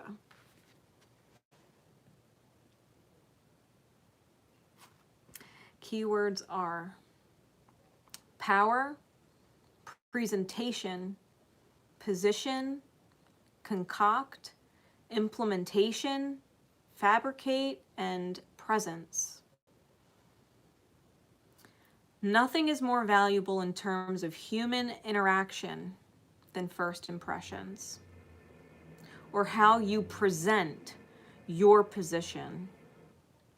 Regardless of its truth, others will remember what you say about yourself. They'll remember your disposition or the confidence of your actions, even if you don't believe in them. This is a basic principle of successful marketing. Ultimately, your goal is to be authentic in how you present yourself, matching how you feel to the impression that you give. The solar plexus of the body is the center where you process emotion. It's from here you would stake a claim to your place in the real world. Our emotions transmit our deepest expressions. So, when you're going through any kind of transition, purifying on any level will greatly improve your condition. The solar plexus deals with our confidence, our courage, our deservingness, and our worthiness awareness. That we are aware of what we deserve and are worthy of receiving. It's where we process our emotions about the self. From top to bottom, heart chakra moving into solar plexus chakra, this is love creation, right? Moving towards the root chakra, which is the foundation or the manifest. Bringing it into form, grounding it into the reality. It's the love we have for ourselves and knowing who we are and what we deserve and putting it into form through the act of confidence and courage. Will power. Will power. You gotta know like you know you deserve something fucking good. And any shit that happened to you before that made you quote unquote fragile or delicate only convinced you of a lie to itself. Yourself. You're so fucking strong. You've got healthy boundaries with yourself like a motherfucker. You know what I mean? You've got healthy fucking boundaries now. You can be confident moving forward. You know what you deserve to receive. It sure as shit ain't bullshit. It sure as shit ain't someone wasting your fucking time. It sure as shit isn't someone that's making you second or third or last. Your love's too fucking good for that. So if you fucking deserve it, be confident when it shows up. Fuck yeah. With yourself. This isn't about being a little arrogant or loud or whatever to other people or whoever is new. It's about being super fucking confident with yourself and be like, you know what? I fucking deserve this. Thank you, Spirit. Thank you for putting this sacred soulmate in my life. Because you know what? I know how they care about me and understand me. I know I could be happy. Because they're going to treat me the way I deserve. I'm not going to actually feel that pain from my past anymore. That's fucking done. What happens if you get a fucking nick in the wall? You fucking spackle that shit over, sand it off, brand fucking new. Who gives a shit that it was nicked? You can't tell. You can't tell.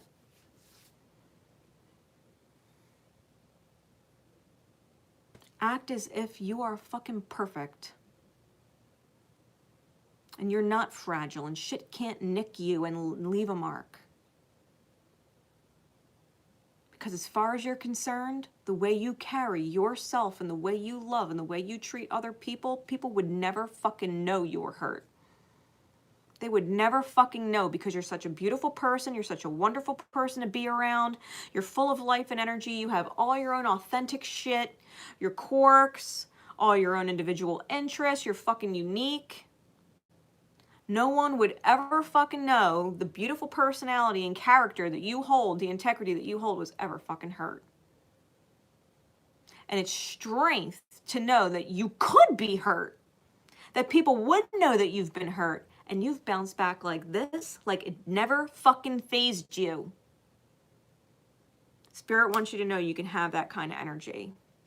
You can have that kind of fucking power. Go ahead, you want to throw a rock at my fucking brick wall? What, do you think you're going to leave a mark? I'm sorry, your stones can't fucking hurt me. They're not going to bring my walls down. And when I'm talking about walls, I'm not talking about protect you from getting hurt walls. I'm talking about fortification of the psyche. Like, who the fuck is going to get in your head? Break your mind. Ruin everything. Because their pain's spinning around inside your being. Fuck all that. Fuck all that. You deserve better than that. Whoever's in your life knows you deserve better than that. You ain't fucking fragile. You're strong as hell. Secret code name Orchid. You're beautiful and you're strong as hell.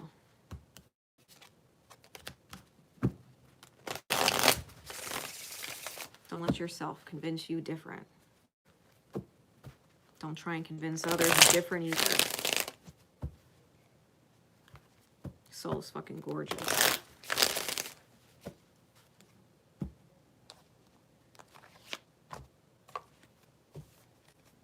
All right, last one. I just figured that's good. Secret code name, Heavenly Mist.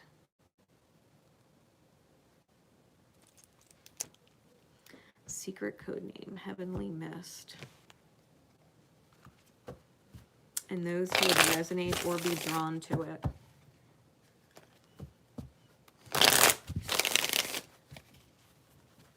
Spirit, please, what is the soul perspective?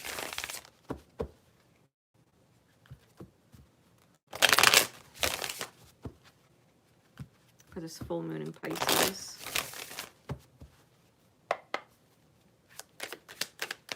Secret code name, Heavenly Mist.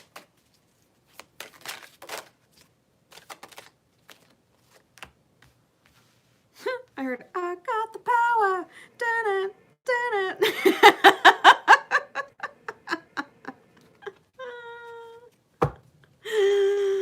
Oh, 4 of Wands on the bottom, 10, Wheel of Fortune on top. All right. We got the Star with the 9 of Cups and the 4 of discs, the 4 of coins. Which in this card, in this deck is the Power card. And we got the Happiness card. We got Fortune, and we've got the Completion card. With the Magician under it.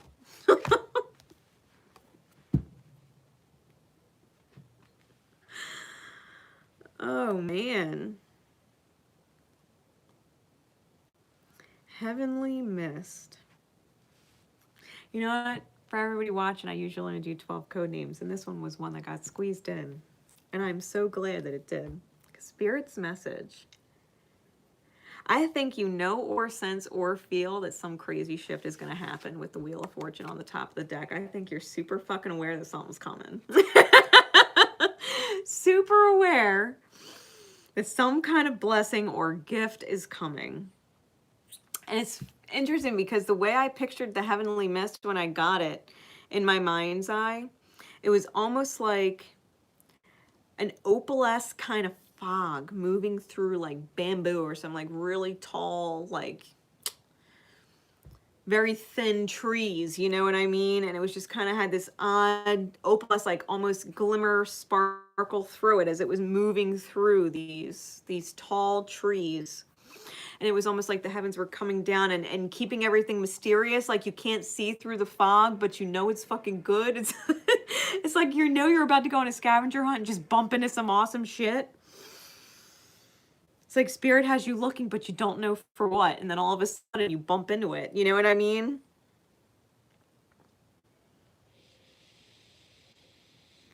You find it in the mist. That's just the way this feels. Star card with the 9 of Cups and the 4 of discs. This is a wish granted. This is your emotions, the light of your emotions and being in control of your emotions and understanding your emotions and how they actually serve to protect you and fortify you and yourself. Feeling like you are free to be in and aware of your emotions, that your emotions are safe for you to feel openly.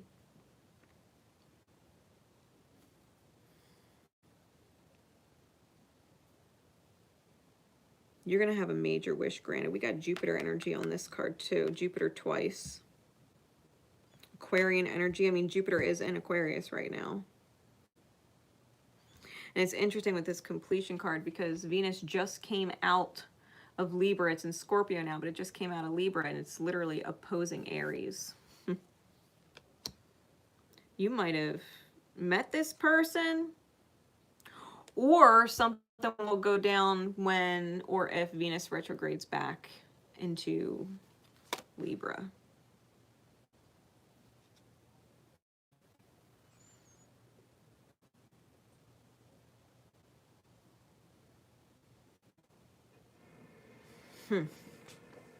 Capricorn sun energy. This could straight up feel like a Christmas miracle.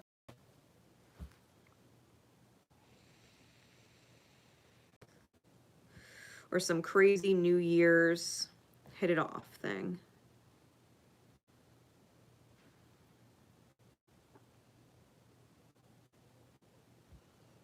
Mark my words, you got some blessing coming in here. I have a feeling it's when Jupiter moves direct, still in Aquarius. I got a feeling something super fucking lucky for you is going to happen around that time, and you're going to have a major wish granted. Most likely a heart wish in the reality. Something your heart wished for. Doesn't necessarily mean love department, but it's something you feel for and wished for truly and wholly within your emotional state.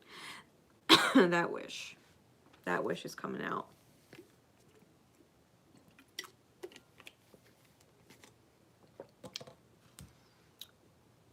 There is no other way that I could possibly read those cards. That is a wish blessing manifested. And it's just going to fortify you and make you stronger.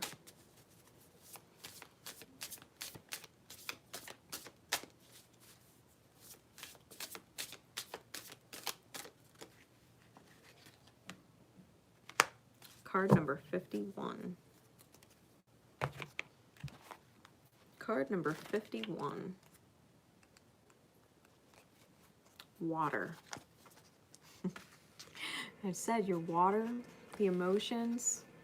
Look at the moat here. It's protecting you. It's fortifying you. There are people that know how to bridge it and be there with you, connected to you, a part of you, and everything else can stay the fuck out.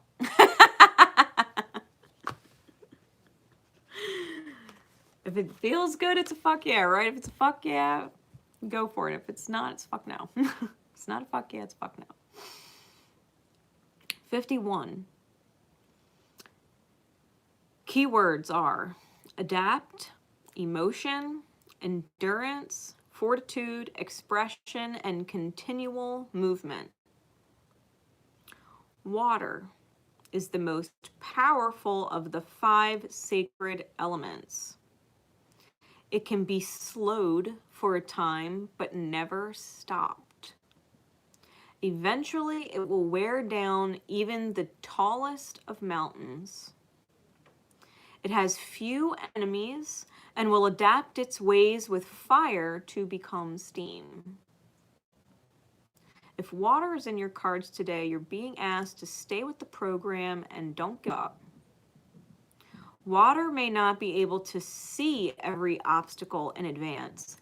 It relishes the opportunity to be fully flexible.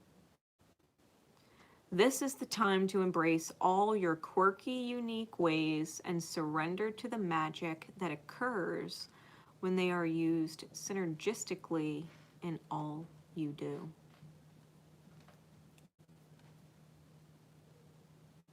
You just let your fucking authentic, quirky self run loose. You be you and love every fucking moment being you, however you are. And the people that look at you like that or I roll at you like they're not getting in. They're not getting in. It's the person that knows how to bridge that because they connect with it. They love it. They feel safe in there with you, with you being you like that. They feel safe, right? They feel empowered and strengthened and fortified in who they are, being within your realm of authentic and approving.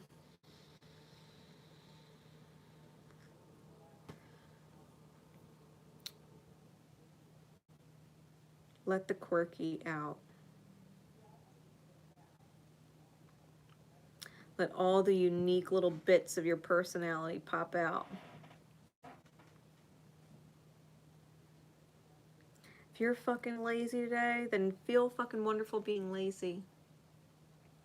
If you feel like going for a jog, go for a fucking jog. If you feel like going out and taking pictures of nature, go do that. You feel like saying hi to a stranger in a coffee shop and sparking up a quick conversation, do that. Leave a penny and flick it on the ground on purpose, because you know it's going to make someone's day. Just walk down the street, boop, flick a penny. It might make someone's day. Oh, look, I found a penny on the ground. Just be yourself. Whatever you feel like doing. Universe, whatever you would have me say, whatever you would have me do, wherever you would have me go, if it's in the highest good of all, so be it.